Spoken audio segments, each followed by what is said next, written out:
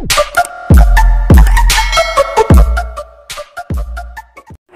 mga master! Welcome back again to our channel. Panibagong araw, panibagong kabanata na naman ang pagsumasumay natin ngayong araw na ito.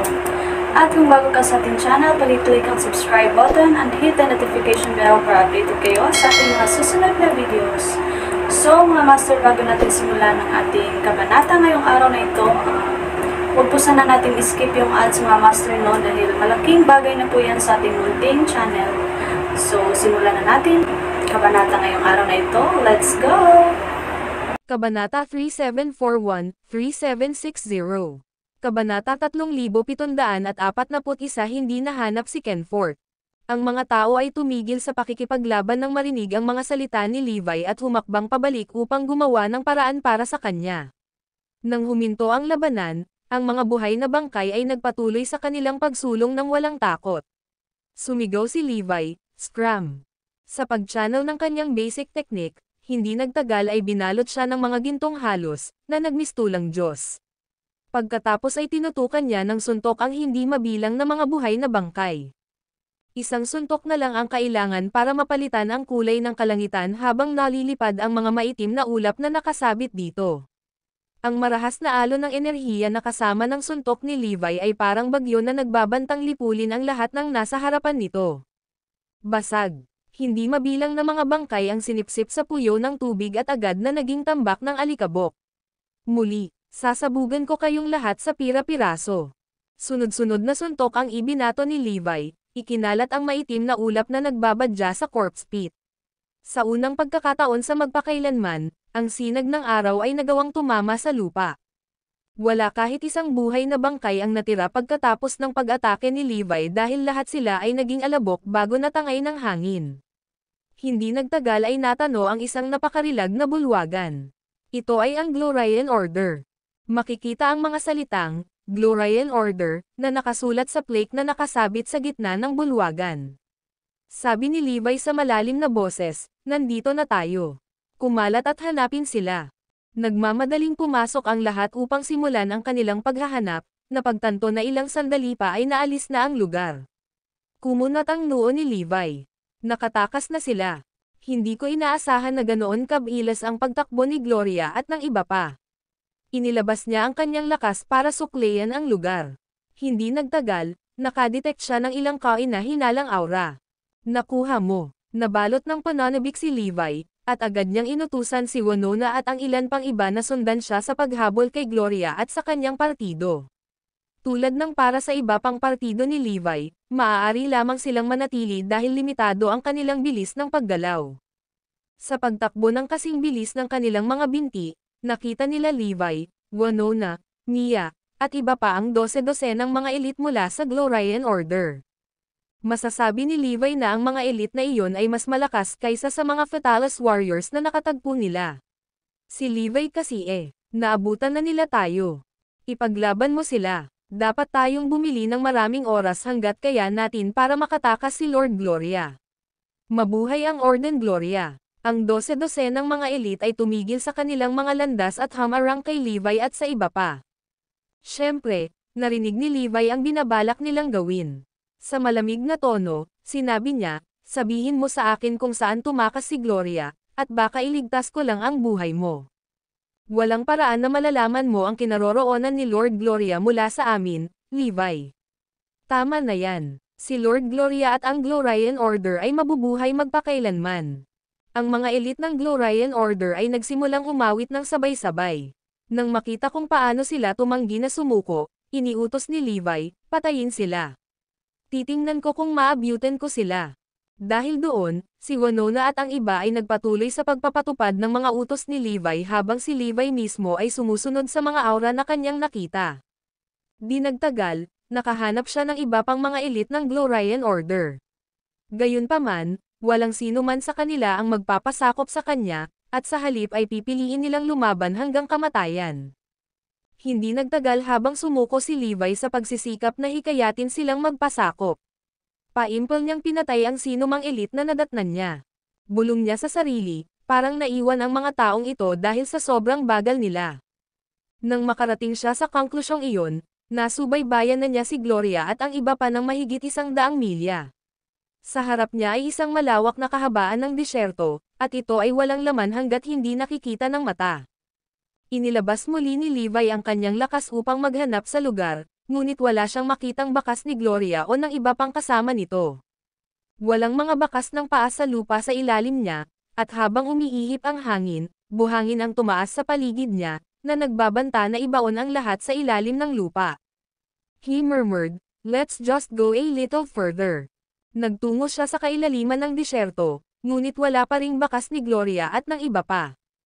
Napabuntong hininga si Levi. Sa palagay ko ay nakatakas sila sa Kenfort. Isa rin iyon sa maraming inaalala niya dahil hindi pa siya nakagawa ng paraan para makapasok sa Kenfort. Sa buong puwersa ng sama ng loob sa pagitan ng Blue Sky Sect at Void Sect, imposibleng makakuha ng anumang impormasyon mula kay Thundera o Wade. Napuno ng panghihinayang ang kanyang puso. Mukhang napatalon ako ng baril noong pinatay ko ang mga paladin na iyon mula sa Void Sect kanina. Kung pinili ko lang na hulihin sila, baka napilitan ko silang sabihin sa akin ang paraan ng pagpasok sa Kenfort. Hindi na sana ako tatakbo na parang manok na ngayon ay humahabol kay Gloria at sa iba pa. Ang video na ito ay edited by Urban Storytelling. Kabanata 3742 Makapangyarihan. Gloria, Santino, Wade, Xylas, susundan kita kahit kailangan kong maglakbay hanggang sa dulo ng mundo, panata ni Levi sa sarili. Isang nakamamatay na hangarin ang bumangon sa kanya at bumuo ng isang nakakatakot na energy vortex na nagpalipad ng alikabok. Natitiyak niyang mahahanap niya ang maalamat na Celestial Gate dahil makikita ito ni Thundera at Wade noon. Mukhang nakatago ang tinatawag na entrance sa Kenfort at parang pinto na nabuo ng enerhiya. Ito ang pader ng enerhiya na pumipigil sa paglabas ng mga na-enerhiya. Matatagpuan ang Kenfort sa likod ng pasukan, at sa kabila nito ay ang makamundo na mundo. Malalim ang iniisip ni Levi nang maabutin siya ni Winona at ng iba pa. Nag-iwan siya ng mga karatula sa buong paglalakbay niya nang tinutunton niya ang kalaban kanina. Sa malawak na disyerto, si Levi lang ang naglabas ng kanyang aura. Kaya naman, mabilis na tukoy ni Winona at iba pa ang kanyang lokasyon. Master Garrison, nakatakas ba sila? Tanong ni Bruno sa malalim na boses. Tumango si Levi at sumagot, "Oo, may gabay sila ni Santino. Natatakot ako na nakatakas na sila sa Kenfort." Levi, nagkaroon ng malubhang pinsala si Santino pagkatapos mong makipag-away sa kanya. Nabalitaan ko na ang mentor niya ay Vice Sect Leader ng Void Sect. Baka makaganti siya sa ibang pagkakataon, mataimtim na paalala sa kanya ni Mia. Ang iba ay sumang-ayon din sa kanya. Ang apat na mahusay na paladin ay namatay, at sina Santino, Wade, at iba pa ay nagdusa ng malaking pagkawala. Ano man ang mangyari, hindi madaling pabayaan ng Void Sect si Levi. Halatang magtataglay sila ng sama ng loob sa kanya. Hindi magtatagal ay dumating sila at humanap ng mali kay Levi. Nakasalubong ko ang tinatawag na paladin mula sa dalawang pinakakilalang sekta, ngunit hindi natin alam kung gaano kadelikado ang Kenfort. Dapat tayong mag-ingat sa Void Sect. Hindi si Santino ang kalaban ni Levi, pero hindi natin alam kung gaano kalakas ang Sect Leader at ang Vice Sect Leader. Oo, ang kalaban ay nagtatago sa dilim, habang kami ay isang madaling pantirya sa labas. Imposibleng ilagay ang aming bantay sa lahat ng oras. Tumango si Winona at ang iba pa. Ang dati nilang kasiyahan matapos malaman ang tagumpay ay naglaho at napalitan ng kalungkutan. Ang mga puwersa at koneksyon ng Void Sect sa Kenfort ay hindi nasusukat. Kapag nagtipon sila ng mga mandirigma upang maghayganti, ang kahihinatnan ay magiging kakilakilabot. Kahit gaano pa kalakas si Levi, basta may dumating na mangilan-ngilang manlalaban sa ka-level ni Santino, tiyak na pipigilan siya ng mga ito. Hindi sila sigurado kung kaya nilang sustentuhan ang pag-atake ng kalaban. Mukhang hindi pabor sa kanila ang sitwasyon. Tumango si Levi. Tama ka. Kaya, ang pinakamahalagang bagay na dapat gawin ngayon ay pagbutihin ang iyong sariling mga kakayahan. Sa ganoong paraan, maaari mong ipagtanggol ang iyong sarili at maghanda para sa paparating na pag-atake. Kaunti lang ang alam nila tungkol sa Void Sect. Sa kabutihang palad, natagpuan ng Digital God ang banal na linya ng Ley at ang linya ng banal na Ley. Minsang sinabi ni Santino na ang mga banal na linya ng Ley at mga linya ng banal na Ley ay umiiral lamang sa loob ng Kenfort. Sa katunayan, ang mga linya ng banal na ley at mga linya ng banal na ley ay umiiral sa makamundo-mundo. Nakatago sila ng maayos. Ang ilang mga tao o puwersa ay sadyang tinatakan ang mga ito. Gayunpaman, hindi iyon naging problema ngayon. Gumawa ng Digital God ng bagong tracker na makakatulong sa kanila na subaybayan ang mga linya ng banal at banal na ley pababa. Ilang sandali lang ay nakahanap na sila ng mas banal at banal na linya ng ley. Nagpasya si Levi na hayaan ang mas mahuhusay na miyembro mula sa base head hanggang sa super spiritual na ley line. Hindi na kailangang manatiling mababang profile ngayon, kaya gusto niyang lumikha ng isang malakas na elite na club sa lalong madaling panahon. Pinlano din niyang palakasin ang kanyang mga pagsisikap sa pagtuturo ng pamamaraan ni Forlivia na gamitin ang super spiritual na linya ng ley sa pinakamataas nito. Pagkatapos ng laban, madali niyang mapipili ang kanyang mga pinagkakatiwalaang aid sa loob ng base at itinigil ang pagtatalaga sa mga naliligaw sa mahahalagang gawain. Dapat kong hilingin sa Digital God na lumikha ng higit pang mga battlesuit at mga bagong armas. Sa pag-iisip na iyon, nakipag-ugnayan si Levi sa Digital God. Nais niyang lumikha ng isang pangkat ng mga elite upang harapin ang hindi alam. Ang video na ito ay edited by Urban Storytelling. Kabanata 3743 ang tunay na Kenfort. Mabilis na tumakbo sina Santino, Gloria, at ang iba pa, kasama ang ilang pinagkakatiwalaang apprentice ni Gloria. Ang mga apprentice ay may talento at nilinang ang matinding pamamaraan ng paglamon. Kaya naman nahabol nila si Santino at ang iba pa. Sa sandaling tumuntong sila sa disyerto, sinubukan ni Gloria na alalahanin ang ruta patungo sa Kenfort. Gayunpaman, hindi nagtagal ay sumuko siya matapos mapagtantong ang tinatawag na Celestial Gate ay matatagpuan sa isang sinaunang pormasayon. Ang sinaunang pormasayon ay kumikinang nakaakit-akit. Ang isa ay kailangang maging napakalakas upang mahawakan ang pormasayon.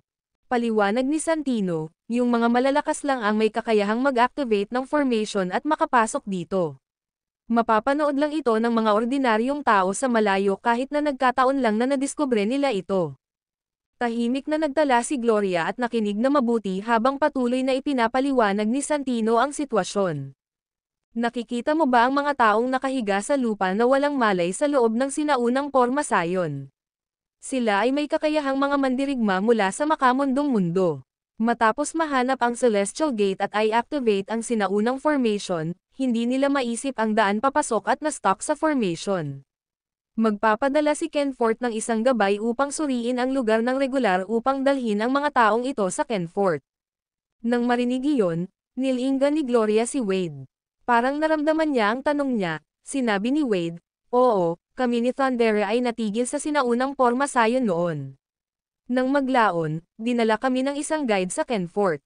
Nagkaroon kami ng sarili naming mga enkwentro at nauwi sa iba't ibang sekta." Bumungad kay Gloria ang pangunawa. Hindi nakakagulat na maraming malalakas na mandirigma ang nawawala ng misteryoso.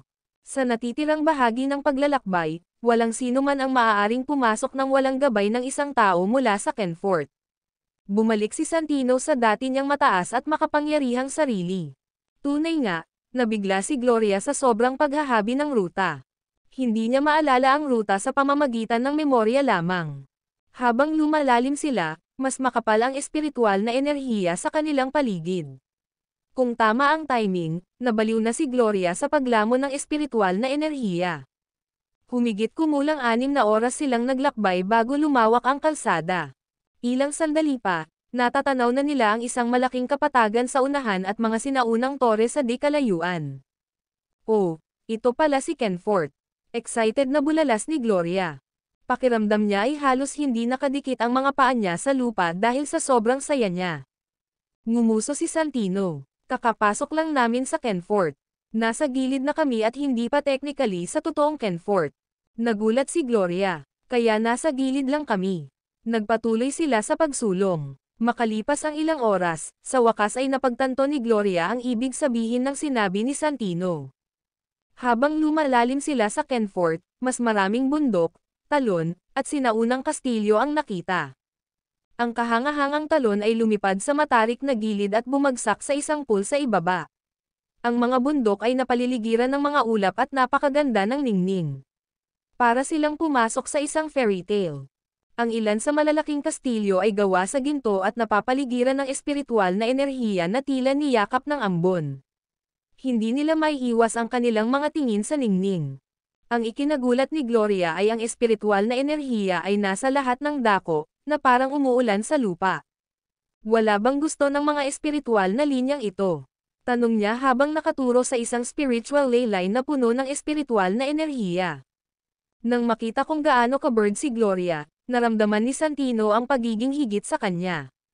Matatagpuan sa buong Kenfort ang mga spiritual ley lines na tulad nito.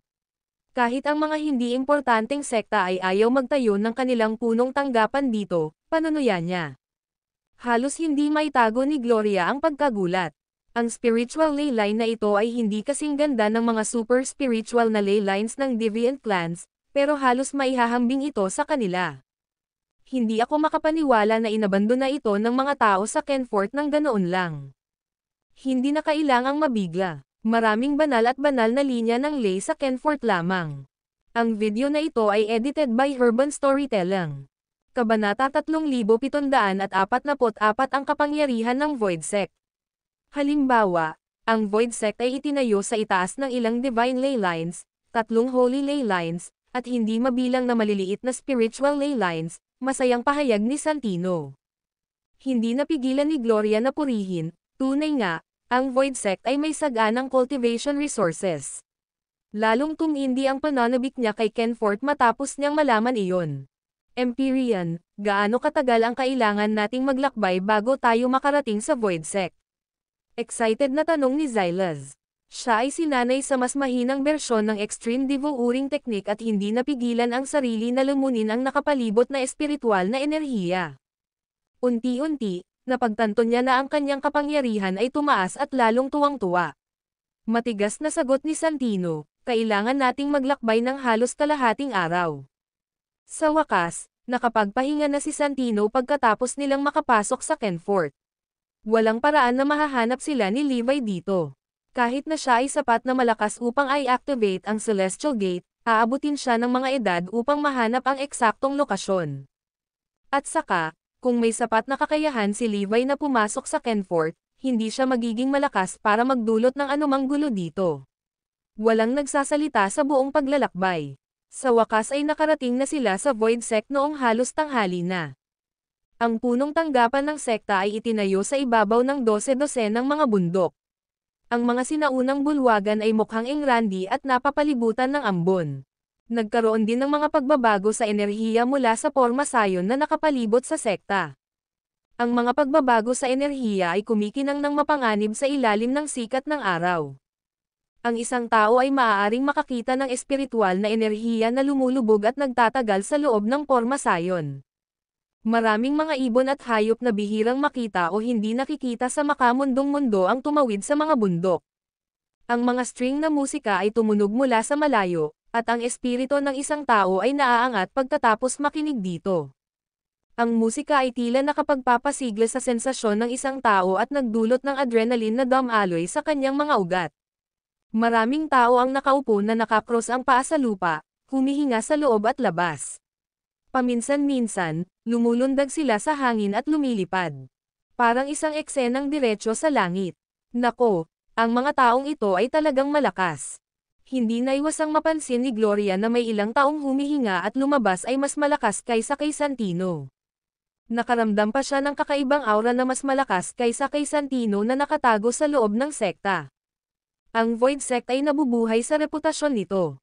Puno ito ng mga elite. Tuwang-tuwa, nagpasya si Gloria na sumakay sa coattails ni Santino.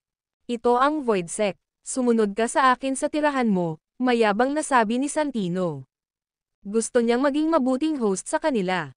Ang natitira ay sumunod kay Santino sa tuktok ng isang maliit na bundok, na kinaroroonan ng 3 palapag na sinaunang gusali. Maraming bakanteng kwarto, kaya pwede kang pumunta kahit saan mo gusto maliban sa itaas na palapag. Kailangan mong gumaling ng mabilis.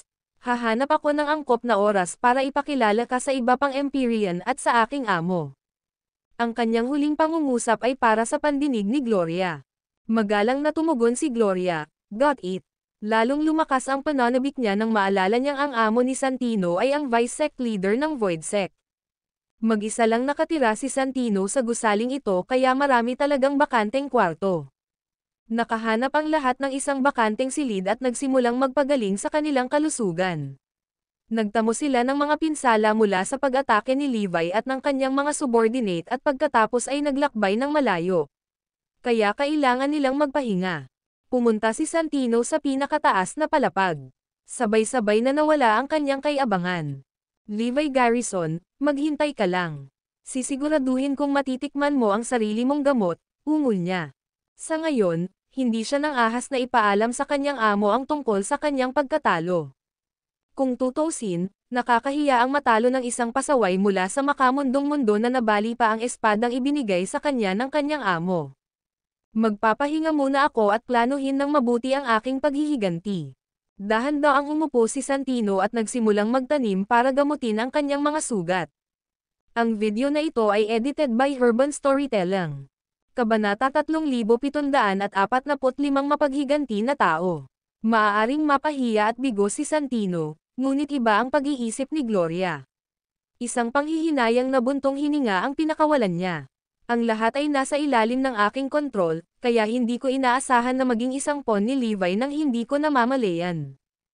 Ang ipinagmamalaking ideya ni Gloria ay ang paggamit kay Floyd bilang isang pawn. Nako, nakita siya ni Levi at pinaglaruan ang kanyang pakana. Halos mawalan siya ng buhay sa huli. Paano napalakas ni Levi ang kanyang lakas? Hindi mo ari ni Gloria kung paano niya ito nagawa. Sinabi sa kanya ni Floyd dati na nilinang ni Levi ang pangunahing pamamaraan.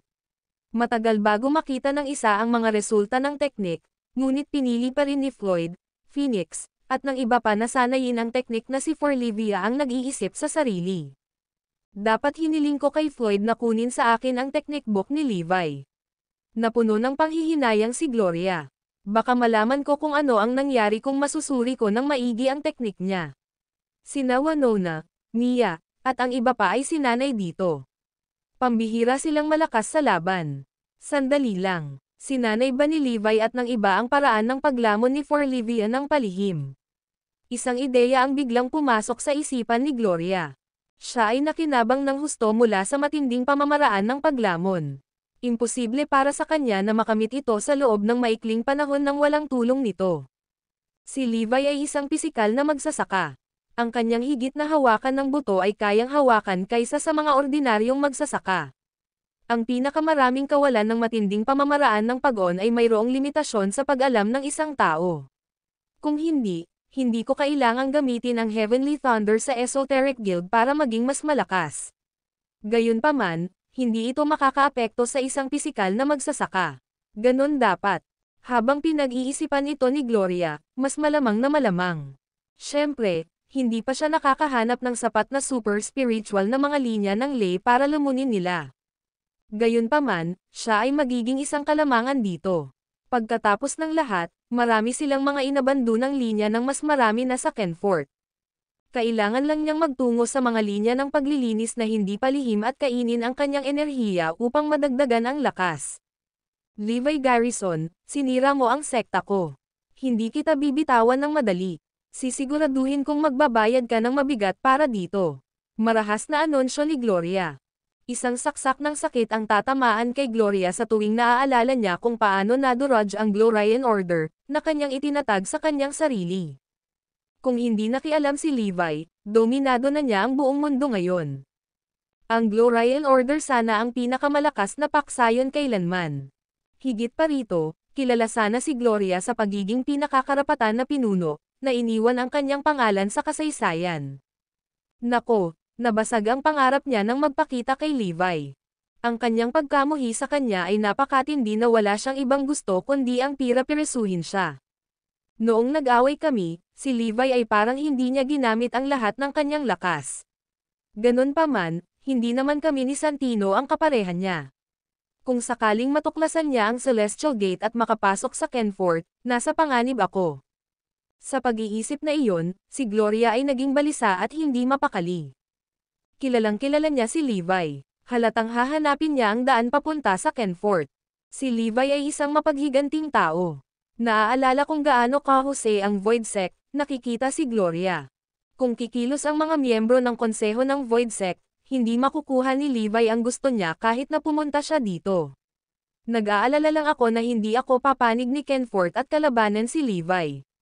Si Levi ay hindi kapani-pani, walang makapangyarihan at may mga nasasakupan na kasing lakas ng mga paladin. Isa lang akong nobody sa Void Sect. Matalim ang tingin ni Gloria. Oras na para magplano siya kung paano makakuha ng foothold sa Void Sect at maging isang core member. Gayunpaman, hindi niya magagawa ang lahat ng iyon sa isang araw. Kailangan niya ng perpektong pagkakataon para makamit ang kanyang layunin. Ang video na ito ay edited by Urban Storytelling. Kabanata 3746 na ano ang nangyari kay Floyd. Alam ni Gloria ang nasa isip ni Santino. Hindi siya humingi ng tulong sa kanyang sekta dahil napahiya siya matapos talunin ni Levi. Baka matakot siya na magalit siya ng vice sect leader. Si Santino ay personal na pumunta sa makamundo-mundo ngunit natalo doon. Siya ay nagdala ng kahihiyan sa Void Sect. Dapat kong itago ng mabuti ang God Crusher. Hindi pa oras para ialay ko ito bilang regalo. Ginamit ni Gloria ang kanyang kapangyarihan para itago ang God Crusher. Siya ay nag-aalala na si Santino ay kunin ang kredito kung siya ay nag-aalok ng Diyos Crusher ng padalos-dalos. Walang pagkakataon na magtagumpay siya kung gagawin niya iyon. Levi, maghintay ka lang. Ang araw na maabot ko ang pinakamataas na posisyon sa Void Sect ay ang araw na mamatay ka, deklara ni Gloria. Samantala, nabigo si Levi na subaybayan sina Gloria, Santino, at iba pa. Wala siyang choice kundi ibalik sa base ang kanyang mga nasasakupan. Ang follow-up na gawain sa base ay umabot sa dulo, at ang mga nasawi ay nakalkula. Binasa ni Levi ang listahan at natanto na 1/3 ng mga elite sa base ang namatay, at ang natitira ay nagdusa mula sa mga pinsala sa iba't ibang antas. Ang Heavenly League, na pinamumunuan ni Daxon at Edmund, ay nawalan ng 2/5 ng kanilang mga tauhan, at ang iba ay nasugatan. Nakaligtas sa laban ang 80 elite na estudyante sa pamumuno ni Bruno. Gayunpaman, 10 sa kanila ang malubhang nasugatan, at 50 sa kanila ang nagtamo ng minor injuries. Sinubukan nilang pigilan sina Gloria at Santino na umalis ngunit nauwi sa malubhang pinsala. Ang pinsala ay hindi gaanong kalubha para sa kanila dahil nadagdagan ang lakas ng mga estudyante. Sa kabilang banda, nakasuot din sila ng battle suit at gumagamit ng mga bagong armas. Napagtanto ni Levi kung gaano kahalaga ang mga battle suit at armas. Kaya naman, ginawa niyang gawin ang kanyang makakaya upang maibigay ang mga item na ito sa mga pangunahing miyembro. Sa kabutihang palad, nakuha na ito ng Digital God. Boss, patay na lahat ang mga Fatalis Warriors mula sa Glorian Order. Halos 80% ng kanilang mga elite ang napatay. Mahigit sa 3/5 ng kanilang mga piling tagasunod ay patay na, kaya ang natitirang mga ordinaryong tagasunod ay hindi banta sa amin. Oh, natuklasan din namin sina Sonya, Yusuf, at ang iba pa na nakalock sa underground na bilangguan ng punong tanggapan ng Glorian Order. Sila ay dumaan sa isang kakilakilabot na pagsubok at pinahirapan hanggang sa puntong hindi na sila makilala, mataimtim na ulat ni Phoenix. Bahagyang nagulat si Levi sa narinig. Hindi sila pinatay ni Gloria.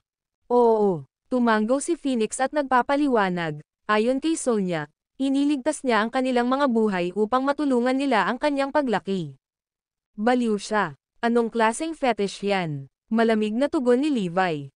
Isang magandang balita kay Levi na si Sonya at ang iba pa ay buhay pa. Noong pinuntirya siya ng Ecclesiastic Order, tanging si Sonya at ang kanyang mga kaibigan ang mabait sa kanya. Kaya naman, ang tingin niya sa kanila ay mga kaibigan niya. Bukod sa muling pag-aayos ng ating mga tauhan, aayusin ko rin ang lahat na dagdagan ang kanilang paglilinang sa linya ng mga organisadong na lay, sabi ni Levi. Pagkatapos ay inihayag niya ang kanyang plano ng detalyado upang dalhin ang lahat sa super spiritual na linya ng lay. Ang lahat ng naroon ay mga pangunahing miyembro ng base, kaya natuwa silang marinig ang balita. Hindi na sila makapaghintay na makarating doon matapos makita kung gaano ka-abnormal ang lakas ni Levi. Lalong lumakas ang kanilang kasabihan nang sabihin sa kanila ni Levi na hiniling niya sa Digital God na gumawa ng mga battle suit para sa kanilang lahat. Si Santino ay hindi katugma para kay Bruno at sa mga mag-aaral nang magsuot sila ng mga suit ng labanan. Maaaring nasugatan si Santino, Ngunit isipin mo na lang kung gaano kahusay na mapoprotektahan tayo ng battlesuit. Gamit ang mga kinakailangang kagamitan, ang aming husay sa pakikipaglaban ay tataas ng malaki. Ang bawat isa ay nagdaldal sa kanilang mga sarili habang ang kanilang mga tingin ay dumapo kay Levi. Para sa kanila, si Levi ay katulad ng isang makapangyarihang Diyos ng digmaan. Nang bumuo ng alyansa sina Gloria at Santino para salakayin siya, hindi siya nasaktan at nagawa pa niyang durugan ang mga ito ng madali. Maaaring isipin ng isa kung gaano siya kalakas. Nga pala, anong nangyari kay Floyd? Tanong ni Levi. Ang video na ito ay edited by Urban Storytelling. Kabanata 3747 nagsisisi si Floyd. Sa isang liblib na lugar sa base, si Floyd ay bumagsak sa lupa sa kalungkutan. Nakatitig siya sa harapan na para bang isa siyang walang kaluluwang katawan. Bininisita siya ni Levi at inalis pa ang demon incantation na sumasakit sa kanyang katawan, ngunit hindi sila nagsalita sa buong proseso. Nahihiya si Floyd, at hindi alam ni Levi kung ano ang sasabihin sa kanya. To be exact, hindi niya naisip kung paano niya gustong parusahan si Floyd. Si Floyd ay kontrolado ng demon incantation noong sinubukan niyang patayin si Levi, ngunit bago iyon, marami siyang ginawa ng malay niya. Maraming tao ang gumawa ng kanilang makakaya upang baguhin ang kanyang isip, ngunit ang kanilang payo ay hindi gumana. Iniinsulto sila ni Floyd at nakipag-away pa sa kanila. Nakagawa siya ng isang mabigat na pagkakamali, kaya walang paraan na makatakas siya sa responsibilidad. Naramdaman ni Floyd ang pagbabago sa ugali ni Levi, ngunit hindi niya sinisisi ang huli. Laking gulat niya na hindi agad siya pinatay ni Levi. Talagang nagpapahirap ang buhay. Napabuntong hininga si Floyd. Bumalot sa kanya ang panghihinayang nang maalala niya ang nakaraan. Hindi mabuting tao si Gloria. Dapat lumayo ka sa kanya, baka isang araw ay papatayin ka niya. Maraming lalaki ang kasali ni Gloria. Floyd, bumalik ka kaagad. Mataas ang expectations ni Gloria. Bakit siya mahuhulog sa'yo? Naalala niya kung paano siya sinubukang hikayatin ni Sonia at ng iba pa na bumunot bago mahuli ang lahat. Noon, inakusahan sila ni Floyd ng pagtatangkang maghasik ng hidwaan sa pagitan nila ni Gloria. Ngayong pinag-isipan niya ang sarili, napagtanto niyang kilala ni Sonia si Gloria dahil pareho silang mula sa ecclesiastic order. Nakuha nila ang lahat ng tama. Bumantong hininga si Floyd, dapat galit sa akin ang Asher Dragon, Phoenix, at iba pa. Siya ang nag-leak ng kanilang kinaroroonan ng hindi namamalayan. Bilang resulta, nahuli sila ni Xylas at hinukay ang kanilang napiling mga buto. Iyon ay isang malupit na hakbang. Hindi niya maisip kung paano nila nalampasan ang pangyayari. Sa napakatagal na panahon pagkatapos noon, na-trauma si Phoenix at iba pa sa nakakasakit na karanasan. Kasalanan ko ang lahat. Pagkatapos nito, naghatid ng napakalaking suntok si Xylas sa base. It was because I revealed Eve's technique to Gloria. Sa sobrang pagka-infatuated ko sa kanya hindi ko alam na naglalaro siya ng husto.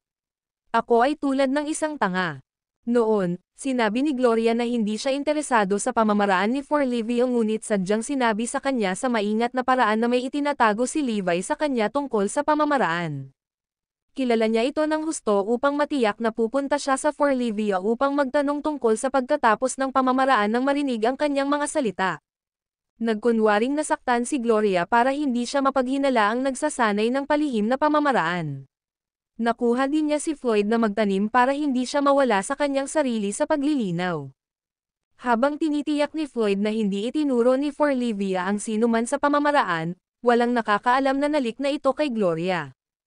Kalaunan ay mabilis na nadagdagan ni Xylas ang kanyang lakas pagkatapos na linangin ang matinding pamamaraan ng paglamon na nagmula sa pamamaraan ni For Livia. Pagkatapos niyang magdulot ng pagkawasak sa base, nawala ang kumpiyansa ng Phoenix at ng iba pa na kagagaling lang nila at halos mapunta sa walang katapusang pag-aalinlangan sa sarili. Kung sinubukan kong tawagan siya upang makita kung siya ay talagang nagdusa mula sa isang malubhang panloob na pinsala, ang mga sumusunod na nangyayari ay hindi mangyayari. Kasalanan ko lahat. Malakas na ibinagsak ni Floyd ang lupa at sinita ang sarili dahil sa sobrang pagkahumaling hanggang sa mabaigo siyang manatiling nakabantay. Ako ang nagdala kay Gloria sa base, na nagresulta sa pagnanakaw ng God Crusher. Hindi ko siya dinala sa kwarto ni Master, pero matalino siya para maghanap ng paraan para hanapin ang kwarto niya sa ibang pagkakataon. Iyon ang paboritong sandata ni Master. Nakatakas si Gloria gamit ang God Crusher. Kung hindi nakialam si Levi sa oras, patay na si Floyd ngayon. Ang video na ito ay edited by Urban Storytelling.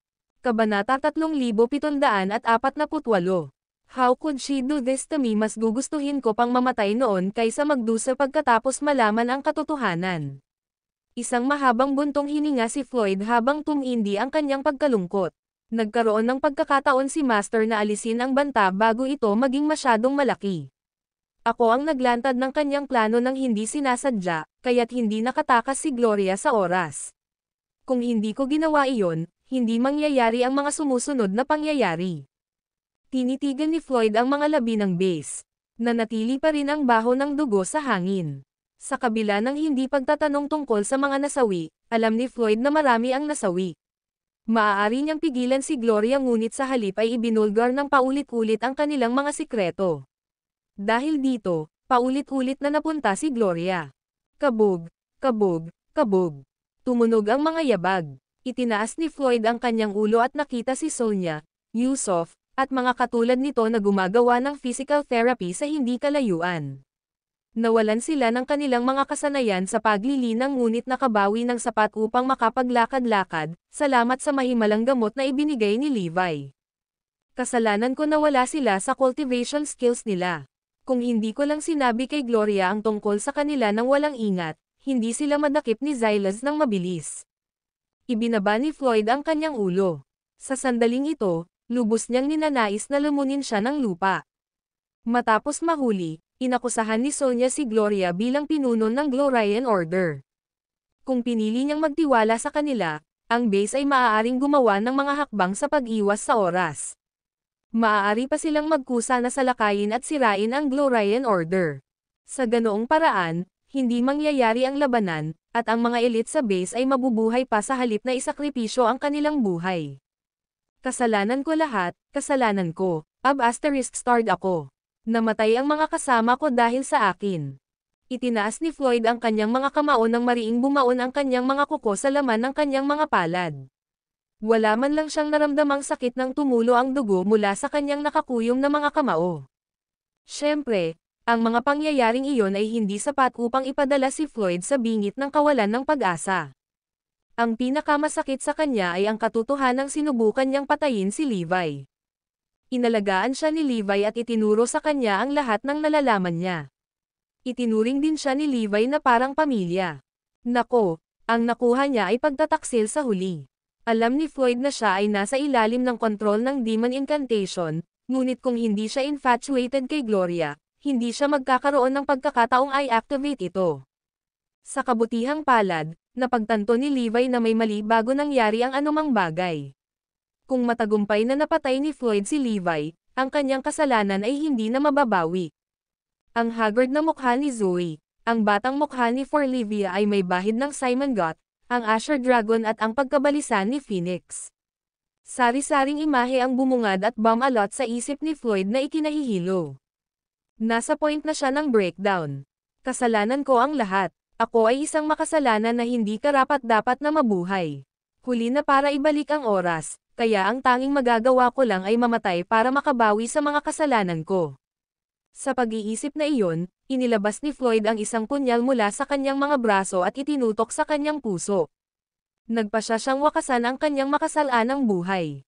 Thud, clang. Bago pa maputol ang punyal sa kanyang balat, naramdaman ni Floyd ang isang puwersa sa kanyang palso na nagpamanhid sa kanyang buong braso. Nahulog ang punyal sa lupa.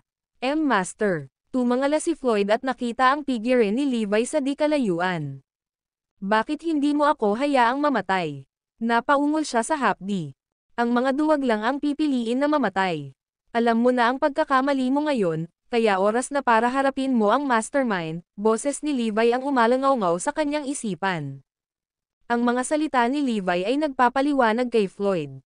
Tama siya. Maaaring ako ay makasalanan, ngunit si Gloria ang utak. Malaya pa siya, kaya kailangan ko na siyang tapusin. Ngunit paano niya nagawa ito sa akin? Natarante si Floyd. Ang video na ito ay edited by Urban Storytelling. Kabanata 3749 na paghahanap ng Celestial Gate. Girlfriend ko siya. Bakit niya gagawin iyon sa akin? Naalala ni Floyd kung paano sila nag-sex noong gabing iyon. Siya ay naguguluhan. Kung walang nararamdaman para sa kanya si Gloria, hindi niya ibibigay ang lahat sa kanya. Kailangan kong malaman iyon bago ko siya patayin. Nagdesisyon si Floyd. Kasabay nito, sinimulan ni Levi ang pag-assign ng mga gawain. Nagpadala ang digital god ng balita na natuklasan niya ang ilang divine ley lines at isang holy ley line. Pupunta ka doon sa mga batch upang linangin. Tuturuan kita ng personal. Winona at Mia, pupunta ka sa base kasama si Bruno at ang mga estudyante. Tandaan na ilagay ang iyong bantay at pigilan ang Glorian Order na bumalik. Kung maglunsad ng pag-atake ang mga mandirigma mula sa Kenfort, huwag lumaban sa kanila. Magtago sa safe house sa lalong madaling panahon. Na-stress si Winona at ang iba pa dahil hindi sila kalaban sa mga totoong mandirigma mula sa Kenfort. Gayunpaman, alam nilang walang pagpipilian si Levi kundi gawin ang kaayusan na ito. Ang lakas ni Levi ay patuloy na tumaas, kaya hindi na niya kailangan ang tulong ng mga banal na linya ng ley upang madagdagan ang kanyang lakas. Kinailangan niyang umasa sa mga linya ng banal na ley upang makamit ang maliwanag na mga resulta. Ngayong natuklasan na ang isang banal na linya ng ley, kailangang umalis si Levi sa base. Levi, huwag kang mag-alala at tumutok sa pagpapalakas ng iyong lakas. Sisiguraduhin nating ligtas ang base, mataimtim na saad ni Mia.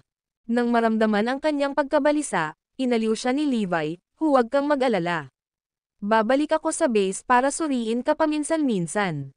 Pinalakas ko na rin ang defensive formation sa labas ng safe house at ng perimeter ng base. Kahit nasubukan ng isang taong kasing lakas ni Santino na atakihin tayo, kakailanganin niya ng ilang oras para makalampas sa defensive formation. Magkakaroon ka ng sapat na oras para makapasok sa safe house. Oh, nakikita ko. Nakahinga ng maluwag si Winona at ang iba nang malaman nilang may backup plan si Levi. Nang walang anumang distractions, dinala ni Levi ang natitira upang simulan ang kanilang paglilinang. Nais din niyang mag-metamorphose sa Holy Ley Line para tumaas ang kanyang power level. Habang payapang lumipas ang mga sumunod na araw, medyo nakaka-relax ang lahat sa base. Nang malapit nang umalis si Levi kasama ang ikatlong batch ng mga miyembro, nagpadala ang Ecclesiastic Order ng balita na natukoy na nila ang eksaktong lokasyon ng Celestial Gate. Matapos makatakas ang mga manlalaban ng Thundera at Blue Sky Sect, ang Ecclesiastic Order ay isinumite kay Levi. Habang ipinadala ni Thundera ang magaspang na lokasyon kanina, sa wakas ay natagpuan nila ang eksaktong lokasyon pagkatapos magsuklay sa lugar. Bruno, pangunahan mo sila sa metamorphose para madagdagan ang kanilang lakas. Alam mo rin ang pamamaraan. Puntahan mo ang pwesto ko. Nahanap na ang Celestial Gate, kaya kailangan kong suriin ito sa aking sarili sa halip na mag-alala dito, mahigpit na pahayag ni Levi.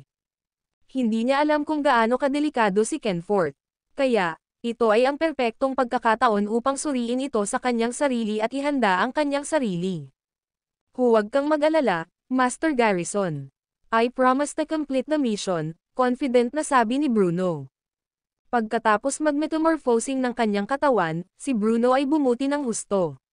Nakayanan na niya ng mag-isa ang mas mahahalagang responsibilidad. Pagkatapos ay umalis si Levi sa locus yung ibinigay ng Ecclesiastic Order pagkatapos gawin ang mga kinakailangang kaayusan. Walang sinabi si Levi sa buong paglalakbay niya at sa wakas ay nakarating na malapit sa lokasyon. Hindi ba ito ang disyerto na huli kong napuntahan noong sinusubaybayan ko sila dati? Nilaibat niya ang paningin sa paligid at nakita niyang pamilyar ito. Gayunpaman, medyo malayo ito sa lugar na huling pinuntahan niya. Mr. Garrison, nauna na. Gusto naming magtungo upang tingnan ito ngunit pinalipad kami sa pamamagitan ng isang invisible spurt ng enerhiya. I dare not go any closer, maingat na sabi ng elite mula sa Ecclesiastic Order. Napatingin si Levi sa direksyon na tinuturo niya. Sa gitna ng disyerto, may buhangin. Gaano man kalakas ang sandstorm, nanatiling nakatayo ang Don na parang may hindi nakikitang puwersa na naghihiwalay dito sa sandstorm sa labas. Mukhang kakaiba ito. Ang video na ito ay edited by Urban Storytelling. Kabanata 3750 Pagpasok sa Kenfort. Sa pagtingin sa hindi gustong mga mukha ng mga elite ng Ecclesiastic Order, nagpasya si Levi na huwag silang pilitin. Sa halip, sinabi niya sa malalim na boses, magtago kayong lahat. Oo, sir. Nang walang anumang pag-aalinlangan, agad na umatras ang mga elite ng Ecclesiastic Order. Sa lalong madaling panahon, sila ay libu-libong metro ang layo. Nakakatuwa si Levi. Isa lang itong sand dun. Bakit sila takot na takot? Noong nakaraan, wala akong napansing kakaiba dito. Nagkataon lang ba ito? Medyo natarante si Levi. Sa huling pagkakataon na humabol siya sa disyerto, hindi siya nakatagpo ng ganoong kakaibang tanawin kahit na siya ay nagsagawa ng malawakang paghahanap. Kung hindi, mas maaga niyang nasuri ang lugar. Tumalon si Levi sa hangin at dumapo sa harap ng kakaibang buhangin. Kaya, totoo na ang pagbabago-bago ng enerhiya ay sanhi ng pagbuo.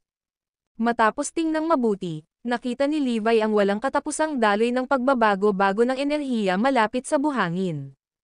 Higit pa rito, nagkaroon ng ritmo sa mga layer ng pagbabago-bago. Ito ay kumilos tulad ng isang mahusay na dinisenyo na kalasag ng enerhiya. Kaya naman hindi naapektuhan ang sand dun sa kabila ng bagyo. Tingnan natin kung gaano kalakas ang pormasayon na ito. Nagpatuloy si Levi sa pagsulong. Sa simula, wala siyang nararamdamang mali. Gayunpaman, naramdaman niya na may humahadlang sa kanya nang makarating siya sa loob ng kalahating metro mula sa buhangin.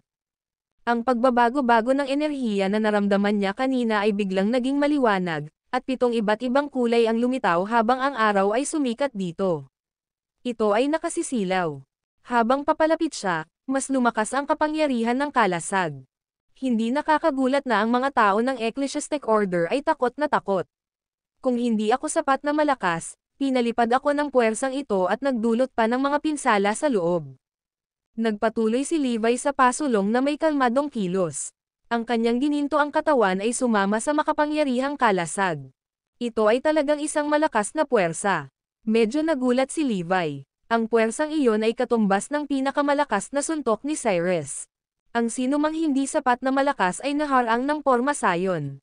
Baka masugatan pa sila ng husto. Ito ang dahilan kung bakit hindi nakapasok ang mga normal na tao sa Kenfort. Ang pormasayon na ito ang hadlang para sa sinumang gustong pumasok sa Kenfort. Sa pag-iisip na iyon, inilabas ni Levi ang kanyang kapangyarihan. Sa isang iglap, nawala ang puwersa ng kalasag. Nang pumasok si Levi sa protektadong sona ng kalasag, isang matinding pagbabago ang nangyari sa harap mismo ng kanyang mga mata. Bigla na lang, wala nang makita ang disyerto. Wala ring ihip ng hangin. Sa halip, isang napakalaking bulubundukin ang lumitaw sa kanyang harapan. Natatakpan ito ng malalagang halaman. Ang kakaiba dito ay walang kahit isang tunog ng mga hayop at bug. Napakatahimik na parang pumasok siya sa isang vacuum kung saan hindi maaaring maglakbay ang mga tunog. May tao ba dito? Tanong ni Levi pansamantala. Umalangaw-ngaw ang boses niya sa malayo. Lumingon si Levi at laking gulat niya nang madiskubreng nasa likuran niya lamang ang malalagang halaman.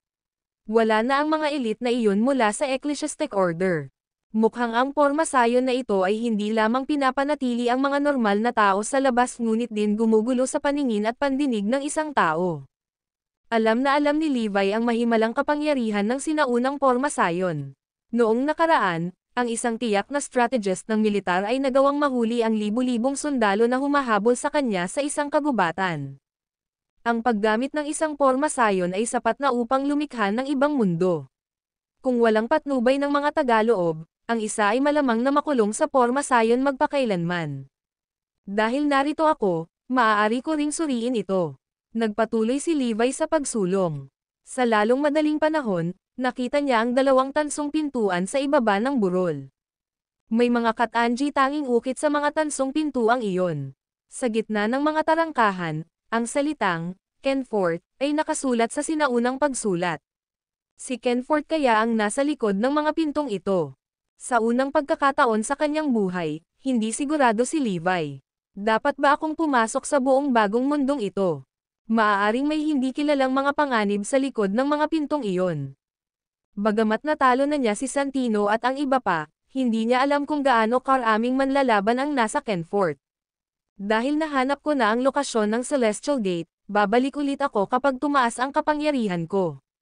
Nang makapagdesisyon na siya, tumalikod si Levi at bumalik sa pinanggalingan niya. Ang video na ito ay edited by Urban Storytelling. Kabanata 3751. Ang misteryo ni Kenfort. Si Levi ay naglakad ng halos 30 metro bago niya naramdaman ang parehong puwersa. Sa pagkakataong ito ay maraming beses na mas malakas kaysa sa naramdaman niya nang siya ay pumasok. Sinusubukan ba nilang pahirapan ang mga taon na umalis? Inilabas ni Levi ang kanyang kapangyarihan upang labanan ang puwersa. Tama, kailangan niyang gumamit ng mas maraming lakas bago siya makatakas sa kalasag. Boom! Ang dagandong ng enerhiya ay maririnig sa loob ng vacuum. Matapos masira ang malakas na kalasag, naramdaman ni Levi ang pagre-relax ng kanyang katawan. Swoosh! Sa wakas, nakatakas si Levi. Muli, napalibutan na naman siya ng disyerto. Iyon ay hindi kapanipaniwala, bulalas ni Levi. Kasabay nito, naabot niya ang isang tiyak na hypothesis. Kung ang mga mandirigma mula sa makamundong mundo ay gustong pumasok sa Kenfort, kailangan nilang makalusot sa hadlang. Gayunpaman, kapag nakapasok na sila, hindi agad sila makakalabas. Upang malayang makapasok at makalabas ng Kenfort, ang antas ng kanilang paglilinang ay kailangang lampasan ang lakas ng hadlang. Malinaw, iyon ang magpapaliwanag kung bakit kinailangan ni Thundera at Wade ng maraming taon bago sila makabalik sa makamundong mundo. Noon, parehong naabot nila ang pinakamababang antas upang makapasok sa Celestial Gate, ngunit imposibleng makalabas sila kaagad. Pagkatapos ng ilang taon ng paglilinang, naabot nila ang kinakailangang lakas upang makalabas. Pagkatapos ng lahat, ang isa ay mangangailangan ng higit na lakas upang lumabas kaysa sa pagpasok. Mr. Garrison, paano ka nawala ngayon lang? Tanong ng lahat. Kanina, nasaksihan nila si Levi na papalapit sa buhangin. Sa isang iglap, nawala siya. Naalarma silang lahat sa pagkawala niya. Hindi na nagpaliwanag pa si Levi. Sa halip, sinabi niya, markahan ng malinaw ang lokasyong ito. May importante akong gustong tingnan. Huwag kang mag-alala, Mr. Garrison. Nilagyan ko na ng label ang lokasyong ito sa ilan sa aming mga detector. Sa hinaharap, ang sinumang kailangang hanapin ang lugar na ito ay kailangang mahanap lamang ang pagmamarka. Tumanggaw si Levi bilang kasiyahan. Bagamat hindi siya dumaan sa mga tansong pintuan upang magsiyasat pa, sapat na ito upang markahan ang lokasyon sa ngayon. Samantala, inayos niya ang kanyang mga pinagkakatiwalaang lalaki na magbantay sa malapit. Kung may lalabas sa lugar na iyon, bibigyan nila ang base ng senyales ng babala. Dahil dito, maaari silang umalis ng maaga kung sakaling sinubukan silang salakayin ng Void Sect o ng Blue Sky Sect. Sa ganoong paraan, masisiguro niya ang kaligtasan ng kanyang mga tauhan. Siyempre, iyon ang mangyayari kapag siya ay nasa isang metamorphosed state. Kapag nadagdagan na ng lahat ang kanilang kapangyarihan, pupunta tayo sa Kenfort. Mag-ingat ka, Gloria. Hahayaan na lang kita ng ilang araw. Bumalik sa Void Sect, si Santino at ang iba pa ay gumaling mula sa kanilang panloob na pinsala pagkatapos ng 5 araw na paggaling. Lihim ding ginamit ni Gloria ang kanyang pamamaraan sa paglamon. Ang kanyang paglilinang ay naging mas advanced dahil sa mas mayamang espiritual na enerhiya sa Kenfort. Inayos din ni Santino ang kanyang estado ng pag-iisip at nagpatuloy na ipakilala si Gloria sa iba pang mga Empyrean. Ito si Quatrino. Dalubhasa siya sa lason. Ang mga bagay na tulad ng Divine Parish ay hindi man lang siya interesado, pakilala ni Santino habang nakatingin sa isang payat at nasa katanghaliang gulang na lalaki. Kumusta ka, Quatrino? Magalang na bati ni Gloria. Tumanggaw si Quatrino at nagpatuloy sa kanyang trabaho. Maliwanag, siya ay gumagawa ng lason. Tara na, mahilig magpakasawa si Quatrino sa paggawa ng mga lason. Huwag natin siyang istorbohin. Pinaalis ni Santino ang lahat. Bago sila umalis, umalangaw ang paos na boses ni Quatrino. Tandaan na paalalahanan sila na uminom ng crystal pill. Kung hindi, mamamatay sila sa 1 oras. Sige, dahil doon, naglabas si Santino ng isang maliit na bote ng porselana at ibinigay ang mga purple na table task kay Gloria at sa iba pa. Hindi na nag-iisip pa, nilunok ni Gloria ang tableta. Sa sandaling ginawa niya iyon, halos agad na naging malinaw ang kanyang malabo na isipan. Matapos nilang lisanin ang tila sira-sirang kubo, iyon ang sinabi ni Santino, si Quatrino ay gumawa ng lason sa loob ng maraming taon. Ang mga labi ng mga lason sa kubo ay sapat na upang pumatay ng isang piling tao. Ano ang layunin ng Crystal Pill? Ang video na ito ay edited by Urban Storytelling. Kabanata 3752 ang 7 Empyrean ng Void Sect. Bilang sa tanong ni Xylas, ipinaliwanag ni Santino, ang Crystal Pill ay gawa rin ni Quatrino at kayang i-neutralize ang lahat ng lason na nilikha niya. Malinaw, pinag-uusapan ko ang tungkol sa mga natitirang lason. Kung ang lason ay itinurok sa katawan sa ibang paraan, ang pinakamaraming magagawa ng Crystal Pill ay antalahin ang kamatayan. Nakikita ko. Napalunok si Xylas. Nakakamangha talaga itong mga Empyrean ng Void Sect na ito. Halimbawa, nagsasanay si Santino ng Stoneheart Swordsmanship, kung saan kailangan niyang putulin ang lahat ng romantikong relasyon, tulad ng mga eunuch ng palasyo noong sinaunang panahon. Para naman kay Doantino, mahilig siyang magdablang sa magic spells at buong araw siyang nakabaon sa kanyang mga libro. Ang Quatrino, sa kabilang banda, ay dalubhasa sa mga pamamaraan ng lason at lason. Bukod dito, wala siyang pakialam sa paglason sa mga kakampi niya. Para naman kina Pentino at Sextino, pareho silang may hilig sa paggawa ng mga armas. Sa katunayan, higit sa kalahati ng mga armas sa loob ng Void Sect ay nilikha nila. Kaya lang, ang isa ay bingi, habang ang isa naman ay pipi, na nakuha ang sira-sira na pare na tinatawag na senseless duo. Bukod sa pagpapanday ng mga armas, pareho silang may kakayahang magpalusot ng mga sandata. Sa katunayan, sila ang may pananagutan sa pagpapakain sa lahat ng sandata ng Void Sect gamit ang enerhiya mula sa Holy Ley Line, na ang mga sandata ay nagpapataas ng kapangyarihan ng mga sandata at mabilis na ibinabalik ang mga ito sa kondisyong handa sa labanan. Para naman kay Heptino, bagamat bata pa siya ang pinakamatalino sa kanilang lahat. May tsismis na siya ay nasa may 3 pinakamakapangyarihan sa 7 at malapit ng maging pinakamalakas sa kanilang lahat. Sa panahon ng mga laban, siya ay maaaring gumawa ng sumanib sa mga listahan ng linya ng ley upang madagdagan ang kanyang kapangyarihan ng husto. Bilang karagdagan, kadalasan siya ang unang nakadetect ng presensya ng mga spiritual ley lines. Sa katunayan, ang malalaking spiritual ley lines na natuklasan ng Void Sect sa nakalipas na taon ay ginawa niya. Gayunpaman, dahil sa kanyang madalas na paglalakbay, siya ay bihira sa paligid.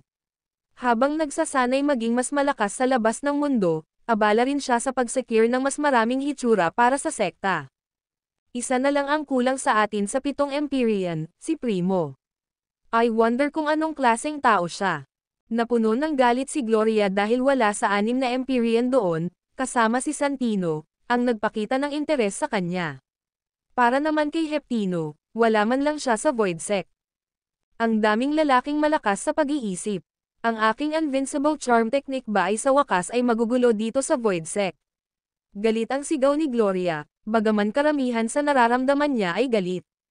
Gayunpaman, biglang umalangaw-ngaw ang mabagsik na boses ni Santino.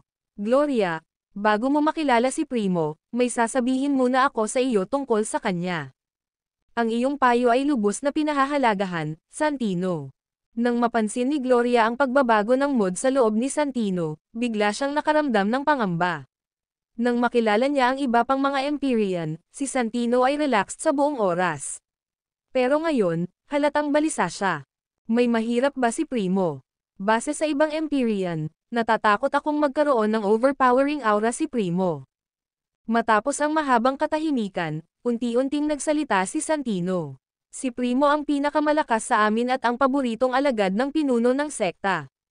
Higit pa rito, maliban sa anumang hindi inaasahang pangyayari, siya ay nasa landas na humalili bilang pinuno ng sekta pagdating ng panahon. Tulad ng inaasahan sa pinakamakapangyarihang Empyrean. Bulalas ni Gloria. Ito ang pinakamagandang tao para sa akin upang i-ingratiate ang aking sarili. Santino, mayroon bang espesyal na bagay tungkol kay Primo? Hindi maiwasang magtanong ni Xylas. Gayunpaman, para siyang matalino sa pagpili ng kanyang mga salita, hindi agad nakasagot si Santino. Actually, madaling pakisamahan si Primo, pero huwag magpalinlang sa kanyang pagiging palakaibigan. Sa ilalim ng ngiti niyang iyon ay isang mandaragit na naghihintay na sugurin anumang oras. Alam mo ba ang dahilan kung bakit? Halimbawa, kung dadalhin kita para makita siya ngayon, baka mapatay niya ang ilan sa inyo dahil hindi lang niya gusto ang iyong mukha. Gayunpaman, ang sword technique na ginagawa niya ay ganap na kabaligtaran sa akin. Habang ang akin ay tinatawag na Stoneheart Swordsmanship, ang kanya ay ang hedonistic sword technique, dahil mahal niya ang mga babae at may harem na daan-daang mga ito. Tumingin si Santino kay Gloria. Kailangan mong mag-ingat, dahil natatakot ako na baka magustuhan ka ni Primo sa sandaling pagmasdan ka niya. Kaya, baka nasa panganib ka. Ang video na ito ay edited by Urban Storytelling. Kabanata 3753 Pagpapahiya. Huwag kang mag-alala, Santino. Alam ko ang mga panganib. Sa halip na makaramdam ng anumang pag-aalinlangan, inaasahan ni Gloria na makilala si Primo. Mahilig siya sa babae. Ang hedonistic sword technique, ginagawa niyang perpektong target ko siya. Walang alinlangan, ang aking charm technique sa wakas ay magagamit na. Hawak ang pag-iisip na iyon, hindi niya namamalayan na pinulupot ang kanyang mga labi sa isang bahagyang ngiti. Sumunod kay Santino ang excited na si Gloria sa tinitirhan ni Primo. Matapos ang isang oras na paglalakad, pareho silang nakarating sa isang kagubatan ng kawayan. Sa loob nito ay may isang gusaling gawa sa kulay ube na kawayan. Dahil sa pagpapakain ng mayamang espiritual na enerhiya sa lugar, ang mga kawayan na tumutubo sa kagubatan ay napakakapal na maaaring yakapin sila ng isang tao at halos hindi mahawakan ang mga daliri. Nasa loob si Primo. No matter what, be mindful of your words regardless of what you hear, mahigpit na paalala ni Santino. Ang iilan sa kanila ay sabay-sabay na tumugon. Sa sandaling iyon, ang lahat ay nagsimulang makaramdam ng kaba. Si Gloria, sa partikular, ay hindi napigilan ang kanyang pananabik na makilala ang magiging leader ng sekta ng Void Sect. Klang, klang, klang. Nang kumatok si Santino sa kawayang pinto, isang malutong na tunog ng metal ang narinig. Maliwanag, ang pinto ay espesyal na pinalakas. Ikaw ba yan, Santino? Pumasok ka dali, balita ko na sugatan ka. Isang magnetic voice ang umalangaw-ngaw. Ang malademonyong pang-akit nito ay tumukso sa sinumang makarinig nito na makaramdam ng pagkalasing. Ang tunog lamang ng kanyang boses ay sapat na upang maputol ang kalagayan ng pag-iisip ng isang tao. Makapangyarihan talaga siya, lalong tumindi ang pananabik ni Gloria. Nang hayaan na lamang ng lahat na tumakbo ang kanilang imahinasyon, unti-unting bumukas ang pintong gawa sa kawayan upang makita ang isang figurang nakatayo sa pintuan. Ang lalaki ay mukhang nasa early 30s at 170 sentimetro ang taas. Siya ay may magandang katawan at pambihirang gwapo, tulad ng isang banal na nilalang. Ang malakas na aura na ipinalabas niya ay naging dahilan upang mabigatan ang paligid dahil sa matinding pressure. Kung tutuusin, pakiramdam ni Gloria at ng kanyang mga kasama ay parang magkakahiwa-hiwalay na ang kanilang mga katawan. Ipinagpalagay niya na si Primo ay magiging mas malakas lamang ng bahagya kaysa kay Santino, kaya nagulat siya nang matuklasan niya na sila ay nasa magkaibang antas. Anong kapangyarihan? Namangha si Gloria. Habang pinag-iisipan niya ito, mas lalong lumalakas ang kanyang pagnanasa na paboran si Primo, dahil iyon mismo ang gusto niya.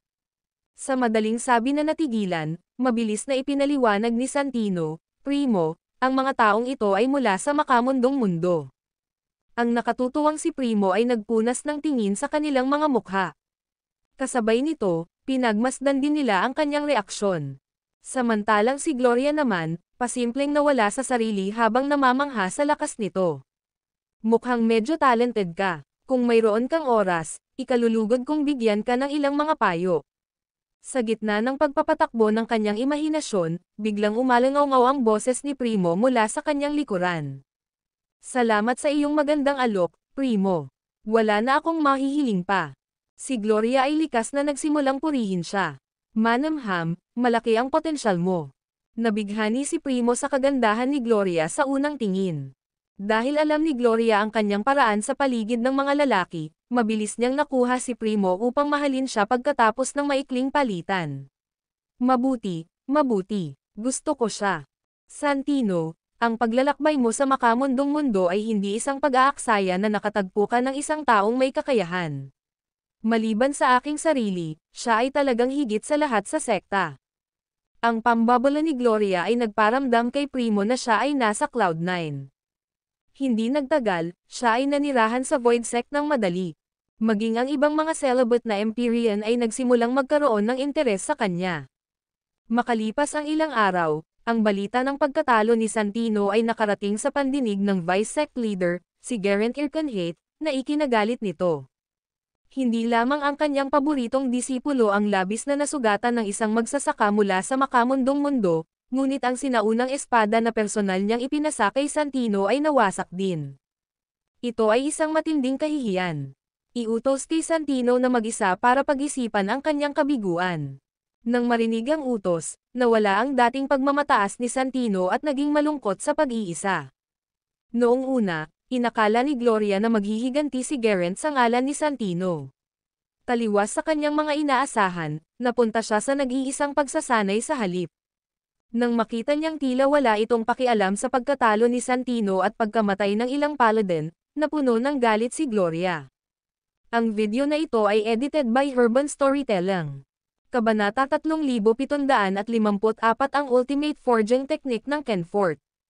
Primo, si Santino ang paboritong disipulo ni Lord Irconhate, kaya bakit hindi siya naghihiganti para sa una? Sinisiyasat ni Gloria.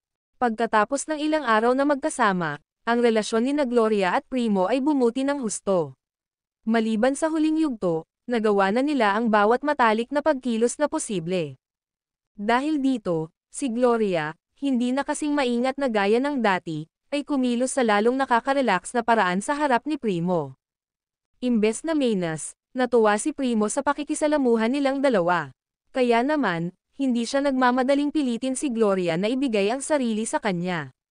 Gloria, maaaring hindi mo alam ito, ngunit kung personal na lalabanan ni Lord Irconhate ang isang magsasaka mula sa makamundo-mundo, ito ay makikita bilang isang kahihiyan. On the other hand, if no one deals with Levi, he, too, would be utterly humiliated, paliwanag ni Primo sa malalim na boses. Mapangahas na sinabi ni Gloria, kapag naging sapat na ako, handa akong lutesin ang problema ni Lord Irconhate. Gloria, ipaparating ko kay Lord Irconhate ang iyong intensyon. Matapos siyang tapikin sa balikat, maginhawang pinulupot ni Primo ang kamay sa baywang niya. Si Gloria, sa kabila ng kanyang paghamak sa kanya, na nakangiting tinanggap ang kanyang mga pagsulong. Nga pala, Primo, may dala akong talam, pwede mo ba akong tulungang suriin ito? Ginamit ni Gloria ang pagkakataong makawala sa isang iglap na para bang may hinahanap. Dahil sa wakas ay nagkabisa na ang kanyang charm technique, hindi man lang napukaw ng kanyang pagkilos ang hinala ni Primo. Hindi nagtagal, bumalik siya kasama ang God Crusher at itinaas ito sa kanya gamit ang kanyang dalawang kamay. Oh, nagningning ang mga mata ni Primo nang mabilis niyang binuhat ang God Crusher. Habang sinusuri ito ng detalyado, nanatili siyang tahimik ng matagal. Gayunpaman, kitang-kita ni Gloria ang mabilis na pagbabago sa kanyang ekspresyon bago ito tuluyang napalitan ng gulat. Primo, ano sa tingin mo ang talam na ito? Napuno ng pagkabalisa si Gloria, dahil ang God Crusher ang nakikita niyang pag-asa. Kahit sobrang close na sila ni Primo, alam niyang ilang oras na lang bago mawalan ng interes sa kanya ang mambababaeng Primo. Isa pa, hindi siya isang taong gustong ipaubaya ang kanyang kapalaran sa kamay ng iba. Para naman sa Void Sect, ang kulang sa kanila ngayon ay isang ultimate weapon. Kaya naman, kung sapat ang kapangyarihan ng God Crusher, magagawa niyang itatag ang sarili sa loob ng Void Sect kahit na walang suporta ni Primo. Bagaman ang mahalagang tayback na ito ay hindi gawa sa pinakamagagandang materyales, ang pamamaraan na ginamit sa paggawa nito ay isa sa pinakamahusay na mayroon. Sa katunayan, kumpiyansa akong masasabi na maaari nating ituring itong maalamat. Hindi na itago ni Primo ang pagtataka. Ganoon ba kahanga-hanga? Hindi makapaniwalang sagot ni Gloria. Tumanggo si Primo, alam mo kung ano ang mas baliw. Mayroong mas mababa sa 3 tao sa Kenforth na maaaring gumawa tulad ng isang maalamat na pamamaraan ng forging. Kahit na si Pentino at Sextino ay mga pambihirang panday at may pananagutan sa halos lahat ng mga armas sa loob ng Void Sect, ang pamamaraan ay mas mababa kaysa sa taong gumawa ng talam na ito. Sa katunayan, ang Void Sect ay hindi kayang kumuha ng panday na may ganoong kasanayan. Kung hindi, Matagal na itong lumaki at naging isang malaking sekta. Nabigla si Gloria sa paliwanag, dahil nabalitaan niya na ang God Crusher ay peke mismo ni Levi. Higit pa rito, hindi pa nakatapak si Levi sa Kenfort noon. Kaya paano niya nakuha ang ganoong mataas na antas na pamamaraan ng forging? Sa katunayan, ito ay kabilang sa cream of the crop sa loob ng Kenfort. Hindi lang ako makapaniwala dito. Paano ito nagawa ni Levi? Nang hindi malaman ni Gloria ang sagot, alam niyang minamaliit niya si Levi. Sa madaling salita, hindi niya naintindihan si Levi gaya ng iniisip niya. Posible bang may iba pang trump card si Levi na nakatago sa kanyang manggas? Biglang naalala ni Gloria kung paano tumaas ng husto ang lakas ni Winona sa loob ng napakaikling panahon. Natatakot ako na may kinalaman ito sa tinatago ni Levi. Kung tutuusin, naghinala na siya kay Floyd at maaaring hindi niya sinabi sa huli ang lahat. Maaaring iyon ang dahilan kung bakit may mga gaps ako sa impormasyong natanggap ko. Ang video na ito ay edited by Urban Storytelling. Kabanata 3755 inialay ni Gloria ang Diyos na pandurog. Gayunpaman, hindi ko maitatanggi na may isa pang posibilidad, ang God Crusher ay hindi pinik ni Levi. Sa halip, nagkataon lang na natisod niya ito at sinubukan niyang pagtakpan ang bagay na iyon sa pamamagitan ng pag-aangkin na siya mismo ang nagpeke nito para maiwasan niya ang pagnanasa nito sa iba. Sa kabila ng kanyang mga kasinungalingan, lahat ng konseho ng Ecclesiastic Order ay sumang-ayon na ang espada ay nakilala na isang tunay na sandata. Natatakot ako na iyon ang malamang na paliwanag. Alam naman siguro ni Levi na ang kayamanan ng isang tao ay pupuko ng inggit ng iba. Sa makatuwid, ang konklusyong ito ay ang pinakalohikal. Primo, kung ang material ay hindi sa pinakamataas na grado, hindi ba ang espada ay hindi perpekto? Nag-usisa pa si Gloria. Nang mailagay ang lahat ng kanyang pag-asa sa God Crusher, nakaramdam ng labis na kaba si Gloria. Pagkatapos ng lahat, ito ay dapat na ang kanyang tiket sa Void Sect. Kung mabibigo ito, lahat ng ginawa ko ay magiging walang kabuluhan. Dahil dito, isang hindi maipaliwanag na pakiramdam ng kaba ang bumagsak sa kanya, dahil ang sagot ay maaaring humarap sa isang mapangwasak na suntok sa kanyang plano. Hindi ito gumagana ng ganoon. Kumaway ang kanyang kamay, ipinaliwanag ni Primo, ang pambihirang pamamaraan ng forging ay maaaring makabawi sa mga mababang materyales. Matapos mapangalagaan ang espada ng paglilinis na enerhiya, tiyak na magiging tunay na sandata ito. Gloria, maganda ang ginawa mo. Dadalhin ko ang sandata na ito kay Lord Erkenhate para mapatunayan niya ito sa sarili niyang mga mata. Dahil dito, natuwa si Gloria sa sinabi ni Primo. Kung ang God Crusher ay maaari talagang gawing ultimate weapon, malaki sana ang kontribusyon niya sa Void Sect. Bukod sa relasyon nila ni Primo, kumpiyansa siya sa loob ng ilang oras bago siya naging miyembro ng konseho ng sekta. Upang makagawa ng napakaraming pag-unlad sa loob ng napakaikling panahon, nalampasan pa niya ang sarili niyang matayog na inaasahan. Ang pinakamahalaga, kapag naging miyembro na siya ng konseho, magkakaroon siya ng akses sa pinakamahuhusay na pag-aayos ng sekta para sa paglilinaw. Dahil ang pag-asa sa isang tao ay tuluyang maglalagay sa kanya sa isang dehado, ang ambisyon ni Gloria ay hindi lamang tumigil doon. Salamat sa iyong rekomendasyon, magiliw na sabi ni Gloria habang inihiga ang ulo sa dibdib ni Primo. Tuwang-tuwa sa tugon nito, nakangiti itong sumagot, hindi na kailangan ng ganoong formalidad sa ating dalawa. Anyway, walang oras na sayangin. Dadalhin ko ang espadang ito sa mga miyembro ng konseho para masuri nila ito. At the same time, gagamitin ko ang pagkakataon para itaas ang posisyon mo. Oo naman, nasa iyo na ang lahat. Ang malasotlang boses ni Gloria ang nagpatunaw sa puso ni Primo. Pagkatapos magbahagi ng kanilang intimacy sa isa't isa, dinala ng nasisiyahang Primo ang God Crusher sa silid ng konseho ng Void Sect. Si Geraint ay nakaupo sa isang gintong rimmed na upuan na inilagay sa gitna ng isang nakataas na plataporma. Para naman sa iba pang miyembro ng council, pumwesto sila base sa kanilang seniority. Lord Erkenhate, ang pangalan ng espadang ito ay God Crusher.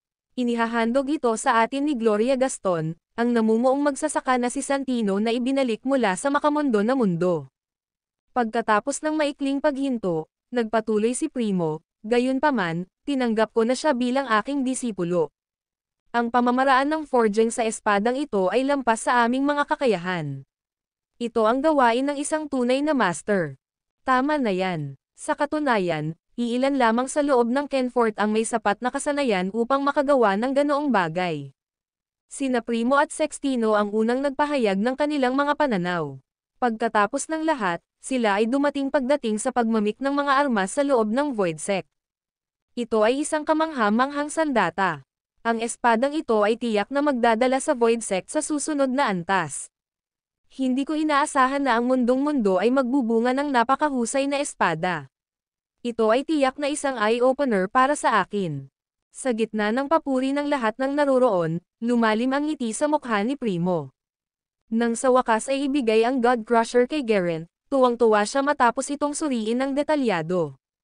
Kung itatago natin ang espadang ito sa loob ng spiritual ley line sa loob ng ilang taon, tiyak na magiging ultimate sword ito.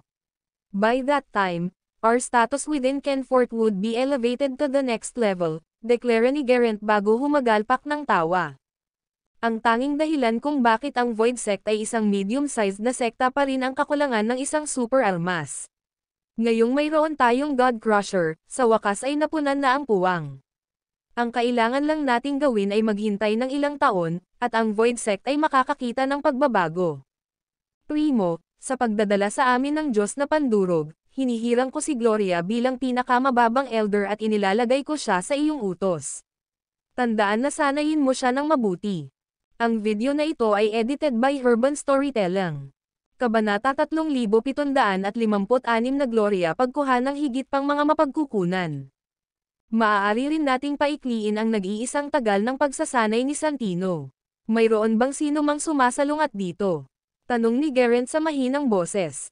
Ang iba ay nag-chorus, all puri the wise Lord Erkanhate.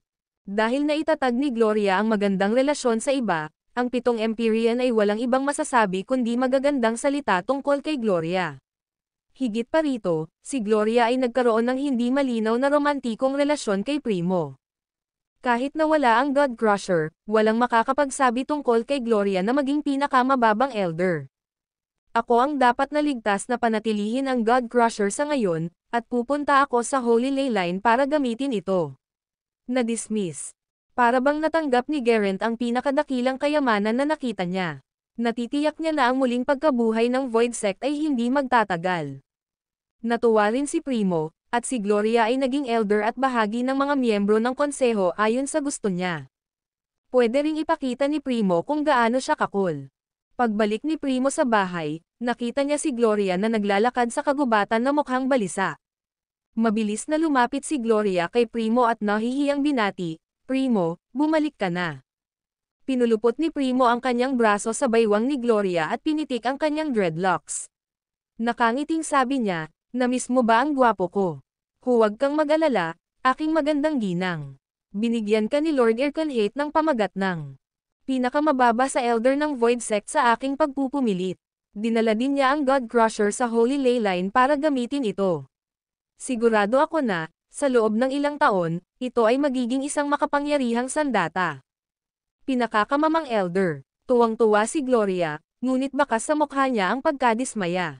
Primo hastily coaxed, "Umpisa pa lang ito. Kapag lumakas ka, natural na tataas ka sa mga ranggo. Sa karamihan, kapag kinuha ko ang Void Sect, hahayaan kitang maging Vice Sect Leader. Ano sa tingin mo tungkol dyan? Mabait naman talaga ako sa iyo, diba? Magdedepende ako sa iyo kung gayon." Tuwang-tuwa si Gloria, ngunit hindi nagtagal ay bamulong siya sa pagkabigo, "Pero paano ko mabilis na ma-upgrade ang aking sarili? Wala ka bang mananakmal na humihiling na buto? Bibigyan kita ng 3 Divine Ley Lines bilang reward at ilang mahiwagang halamang gamot din," natatawang sabi ni Primo. "Masaya ka ba niyan?" "Syempre naman." Napangiti si Gloria. Mas lalo siyang hindi lumalaban sa mga kamay ni Primo na gumagala noon. Pagkatapos ng kanilang intimate moment, dumiretso si Gloria sa Divine Ley Lines. Tulad ng inaasahan ng isang pangunahing sekta sa Kenfort, talagang hindi nila iniisip na magbigay ng napakagandang linya ng pagsusuri na ley. Nang walang pag-aalinlangan pa, sinimulan ni Gloria na i-channel ang kanyang extreme devouring technique. Ang enerhiya sa Kenfort ay sagana at dalisay, kaya madaling pinalakas ni Gloria ang sarili. Ito ay mahusay. Ito ang unang pagkakataon kong ma-absorb ang kapangyarihan ng napakagandang spiritual ley line pagkatapos gamitin ang Thunder Summoning technique para mag-metamorphose. Si Gloria ay patuloy na sakam na nilamon ang pagtatayo ng enerhiya. Sa sumunod na 3 araw, nagalain si Gloria na parang baliw na babae. Halos hindi siya nakatulog o kumain, at ni minsan ay hindi dumating si Primo para istorbohin siya. Hiniling sa kanya ni Geraint na pakasalan si Gloria, kaya hindi niya basta-basta nalilinang ang kanilang nararamdaman para sa isa't isa.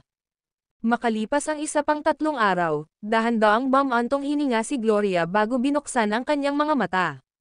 Damang-dama niya ang kanyang sarili na nagiging mas malakas. Maghintay ka lang, Levi Garrison. Papatayin kita kapag naging makapangyarihan pa ako.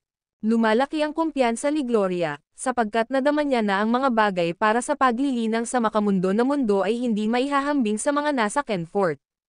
Dalawang magandang halimbawa ay ang mga linya ng banal na ley at ang mga linya ng banal na ley, na hindi umiiral sa makamundo-mundo. Ang mga pangkat na dalawang linya ng ley tulad ng lihis na angkan na pag-aari ay ang pinakamahusay na uri ng mga paglilinang. Gayunpaman, ang mga Ken na linya ng ley sa fort ay inabandona ng mga tao. Kaya nga, ang lakas ni Gloria ay higit na bubuti kaysa sa partido ni Levi. Bagamat madali siyang napasuko ni Levi sa huling pag-aaway nila, basta't ginawa niya ang lahat, siguradong hindi siya magtatagal bago niya ito malalampasan. Ang video na ito ay edited by Urban Storytelling. Kabanata 3757 Paglilinaw ng mga bagay kay Gloria. Gusto ko yung forging technique na meron din si Levi. Sa panahong iyon, ang mga sekta na tulad ng Void Sect ay magiging akin na upang manipulahin. Nang makapagdesisyon na siya, muling sumanghap si Gloria.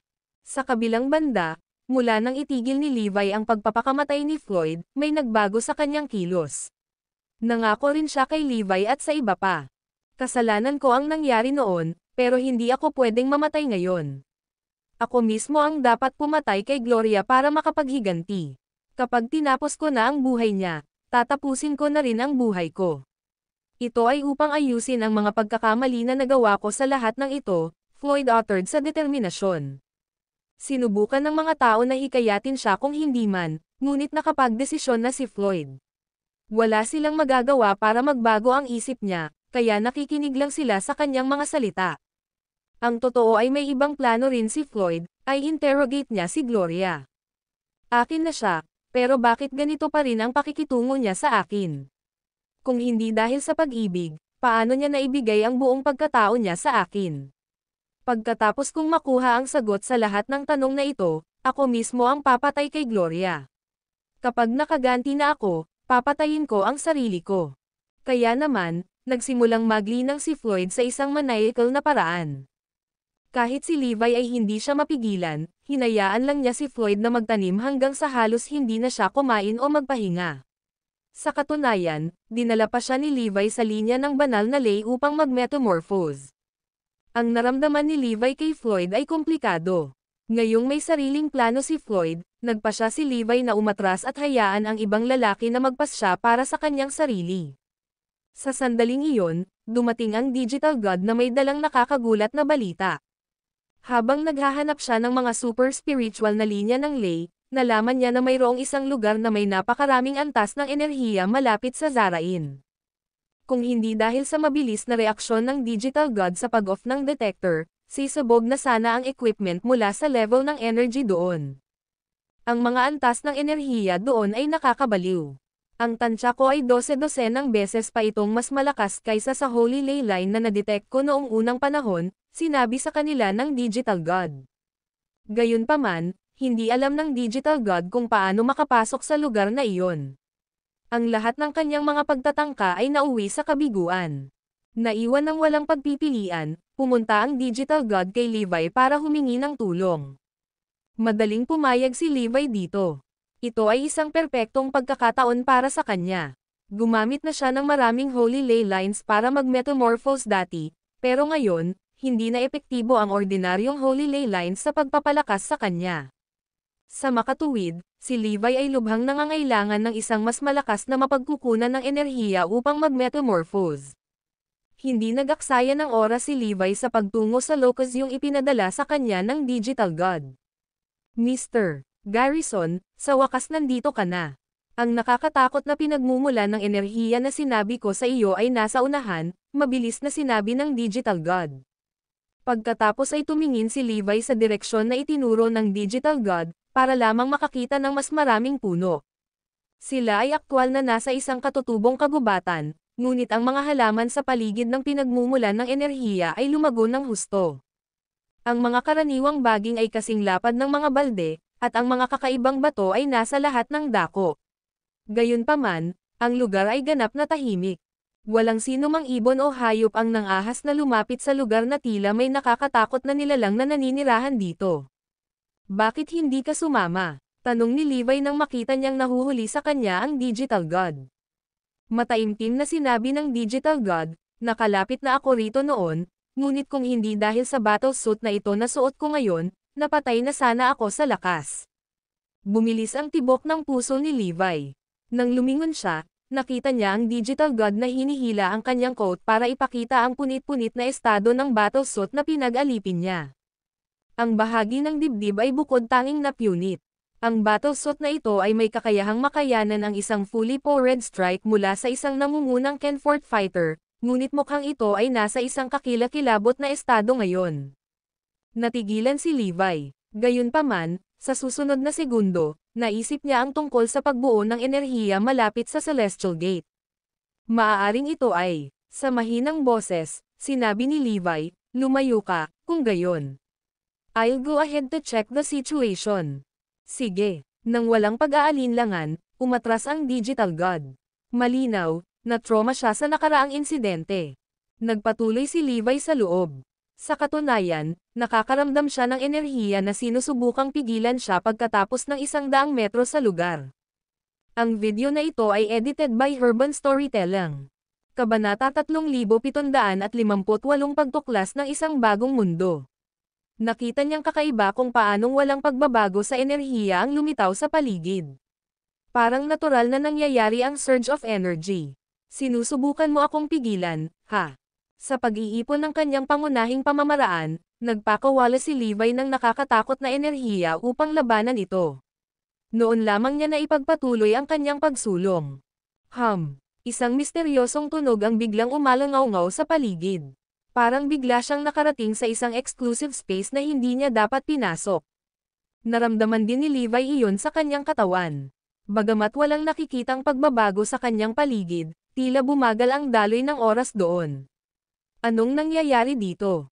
Nalilito sa loob, sinubukan ni Levi na sumugod. Oo naman, nakita niya ang kanyang sarili na mas mabagal kaysa karaniwan. Siguradong may mali sa lugar na ito. Sinimulan ni Levi ang paghahanap para sa anumang uri ng pasukan na katulad ng mga pintuang tanso, ngunit sa huli, walang napunta rito. Bagamat hindi niya mahanap ang kaukulang entranceway, ang lugar na iyon ay lalong nagpapaalala sa kanya ng maalamat na kaharian ng Kenforth. Maaari rin ba itong isa pa sa mga nakatagong mystical realms? Ngunit kung gayon, kailangang mayroong kahit isang access point dito sa isang lugar. Ito ay talagang kakaiba. Sa gayo'y naglibot si Levi ngunit hindi na muling nakahanap ng anumang tagumpay. Gayunpaman, habang papasok siya sa loob, mas malinaw niyang naramdaman ang kapangyarihang umiiral doon. Marahil ito ay katulad ng mga selyadong super spiritual na linya ng ley kung saan ang mga tunay na access point ay natatakpan mula sa view. O marahil ang mga naninirahan sa kaharian na ito ay may maraming super espiritual na linya ng ley na natatakan sa loob. Maliban na ngayon ay pinutol na nila ang kanilang sarili mula sa ibang bahagi ng mundo. May teorya si Levi. Sa muling paglibot sa loob ng gubat, biglang naramdaman ni Levi ang pagtibok ng kanyang puso. Pakiramdam niya ay may kung anong pinagmamasdan siya na hindi nakikita. Mabilis na inilabas ang kanyang sariling lakas upang simulan ang paghahanap. Si Levi ay agad na namangha sa kung gaano hangina ang kanyang kakayahan sa paghagod sa loob ng lugar na iyon. Matagal siyang nakatanggap ng feedback, ngunit wala siyang nadiskubreng sino mang kainahinala. Mabuti pa sigurong mag-withdraw muna ako. Dahil sa pag-iingat, mabilis na lumabas si Levi sa lugar. Habang ang banta mula kay Kenfort ay nagbabadya pa rin, wala siyang posisyon na gumawa ng anumang iba pang uri ng hindi nararapat na mga panganib sa sandaling ito. Ano ang sitwasyon doon, Mr. Garrison? Lumapit ang Digital God para magtanong. Wala pa akong nakikitang kapansin-pansin. Markahan ang lugar na ito sa ngayon. I'll come back to explore it further after we've sorted out that bit of business with Kenfort, sagot ni Levi sa malalim na boses. Gagawin. Iniwan lang ito ng Digital God. Tama. Paano ang paggawa ng mga battlesuit at armas na gusto kong i-fast track mo? Patuloy na tanong ni Levi. Maaari naming ihanda ang 5,000 set ng battlesuit at armas sa loob ng kalahating buwan, mga tuktok, pagmamalaki ng Digital God. Naglagay iyon ng ngiti sa labi ni Levi. Magaling. Napakalaking tulong mo. Kapag naisip na tayo ng 5,000 set ng battlesuit at ang bagong uri ng armas, ang pinagsamang lakas ng pakikipaglaban ng mga elite ng base ay lubos na mapapahusay. Sa pamamagitan nito, magagawa kong magtungo upang imbestigahan si Kenfort nang walang pag-aalala. Sa loob ng Kenfort, isang nakalulungkot na elder ang nakaupo ng patayo sa isang nakataas na upuan sa mga bulwagan sa loob ng punong tanggapan ng Blue Sky Sect. Ang taong iyon ay si Zerek Xanadu, ang ama ni Hansel at pinuno ng Blue Sky Sect, at nagtipon sa lugar ng pagpupulong sa ibaba ay sina Hansel, Jasper, Thundera, at iba pang pangunahing miyembro ng konseho. Paano natalo ng isang hamak na magsasaka mula sa makamundo-mundo si Santino at isang grupo ng mga paladin mula sa Void Sect? Nahihirapan akong paniwalaan, sabi ni Zerek na may tame-time na mukha. Hindi nagtagal, nagalit si Zerek nang bumalik si Hansel at ang kanyang mga tagasunod na nasaktan. Itinuring niya itong isang matinding kahihiyan at nais niyang pamunuan ang kanyang sariling grupo upang humingi ng paghiganti bilang kapalit. Ang sumunod na hindi inaasahan ay ang balita ng pagkatalo ng Void Sect at ang koalisyon ng Glorian Order na umabot sa kanyang pandinig. Huwag pansinin ang iba pang mga paladin, ngunit ang Santino ay isang tunay na puwersa na dapat magsimula alang. Kung isipin na sapat na ang kapangyarihan ni Levi para talunin maging siya. Natatakot ako na baka maliit lang ang pagkakataon nating makapaghiganti sa kanya ngayon. Sa sobrang emosyonal, nagsimulang makaramdam si Hansel ng labis na mapalad na mabilis siyang nakatakas sa huling pagkakataon. Kung hindi, siya at ang kanyang mga tagasunod ay maaaring ganap na nalipol. Ang video na ito ay edited by Urban Storytelling. Kabanata 3759 na isang multifactional alliance. Ang lakas ng Blue Sky Sect ay tiyak na mapapalakas ng husto kung makukumbansi natin ang isang tulad niya na sumama sa atin. Sumasang-ayon ako, ngunit natatakot ako na ang linya ng pag-iisip ay hindi masyadong makatotohanan. Mas interesado ako sa mga sikretong taglay ni Levi. Sinasabi na ang mga espadang pinanday niya ay pinapahalagahan ng Void Sect mismo. Tama na yan. Kahit na ang kanilang pang-5 at ika-6 na Empyrean ay humanga sa kanyang pamamaraan sa pag-forging. Ang iba pang matatanda ng Blue Sky Sect ay nakipag-ugnayan sa isa't isa sa isang masiglang talakayan habang nagtaas ng kamay si Zerek para tumawag ng katahimikan.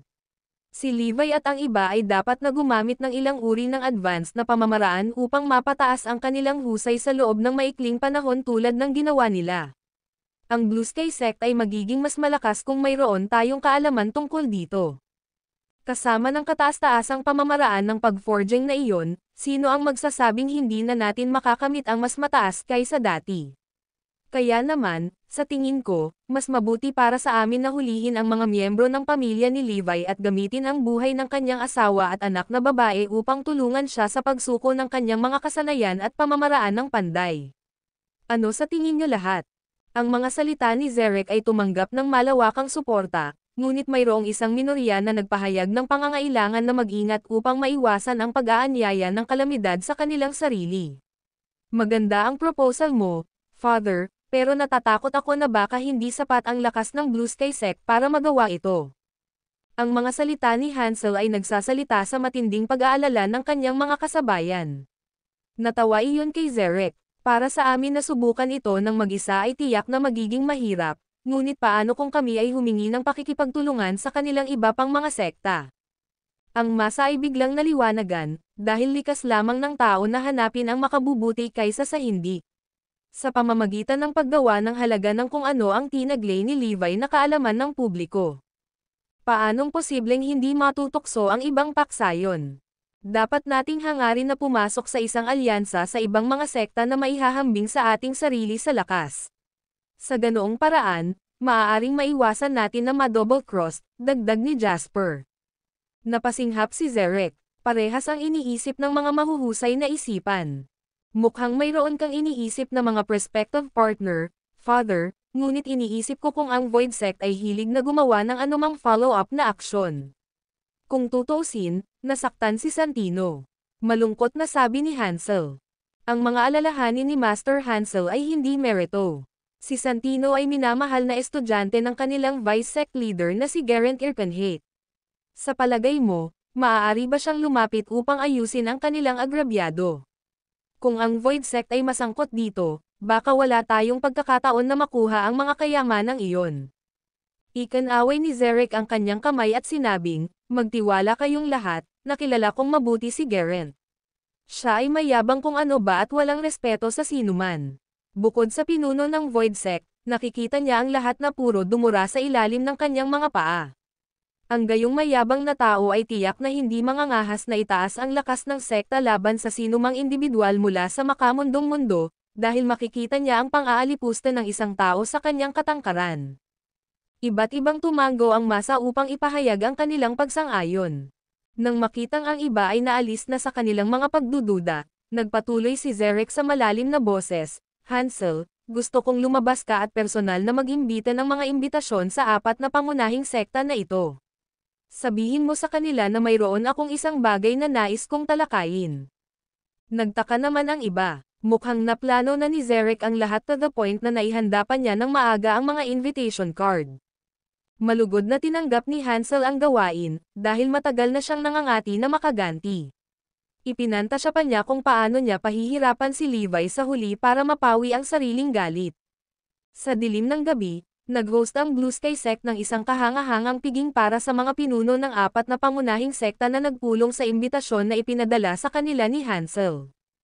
Kinakatawan doon ay ang Order of the Sacred Saber, Aether Sword Clan, Order of the Witching Star, at Iron Fist Clan. Sa pangkalahatan, ang lakas ng mga nakalap na mga sekta ay higit pa o mas mababa sa par sa Blue Sky Sect.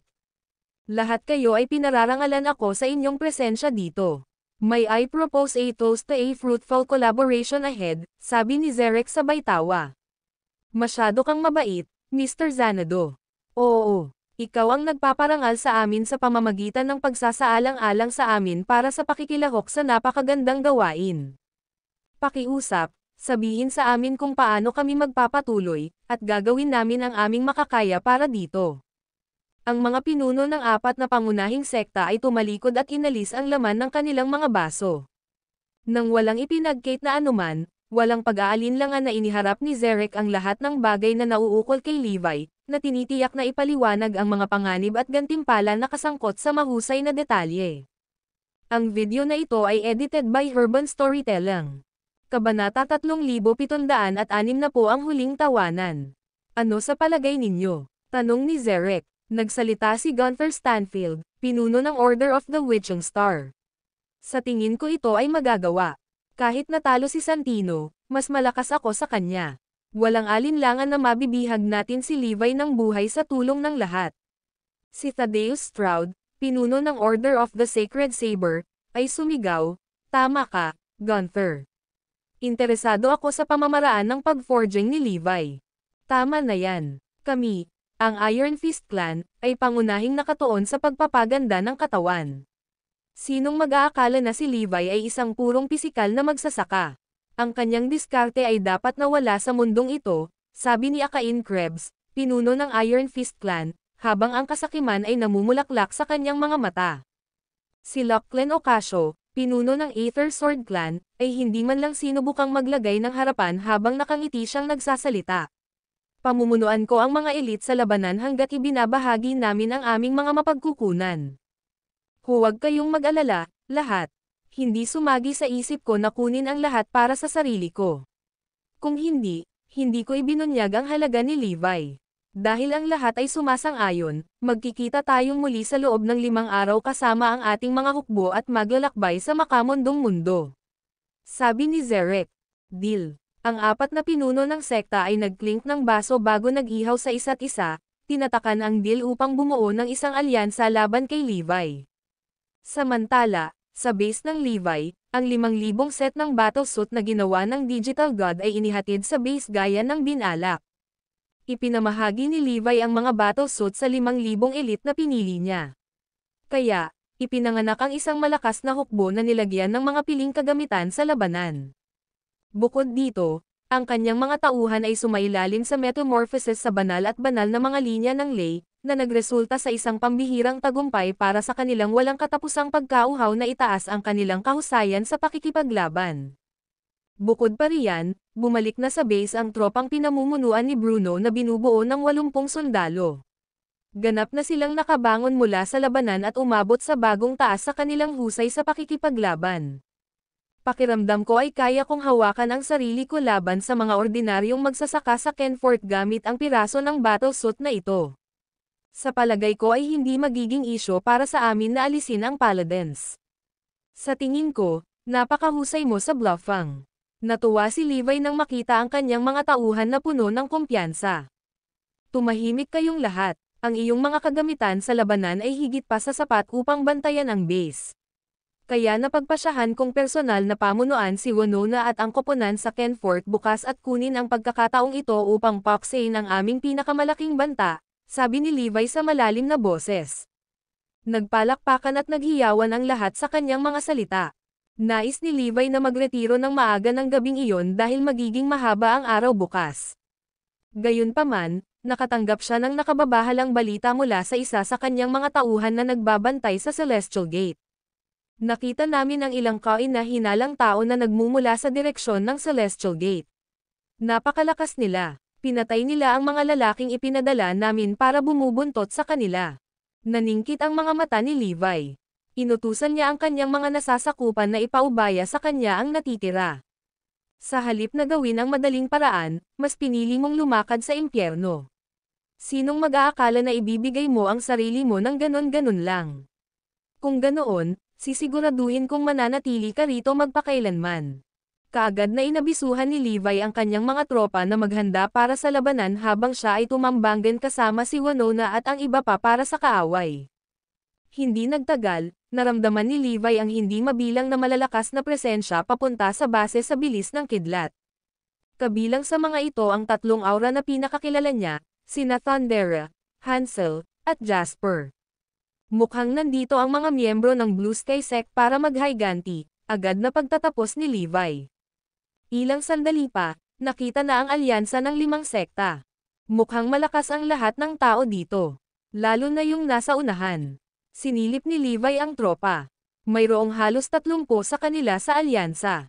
Kung tutuusin, mas malakas pa ang mga nasa unahan kaysa kay Santino.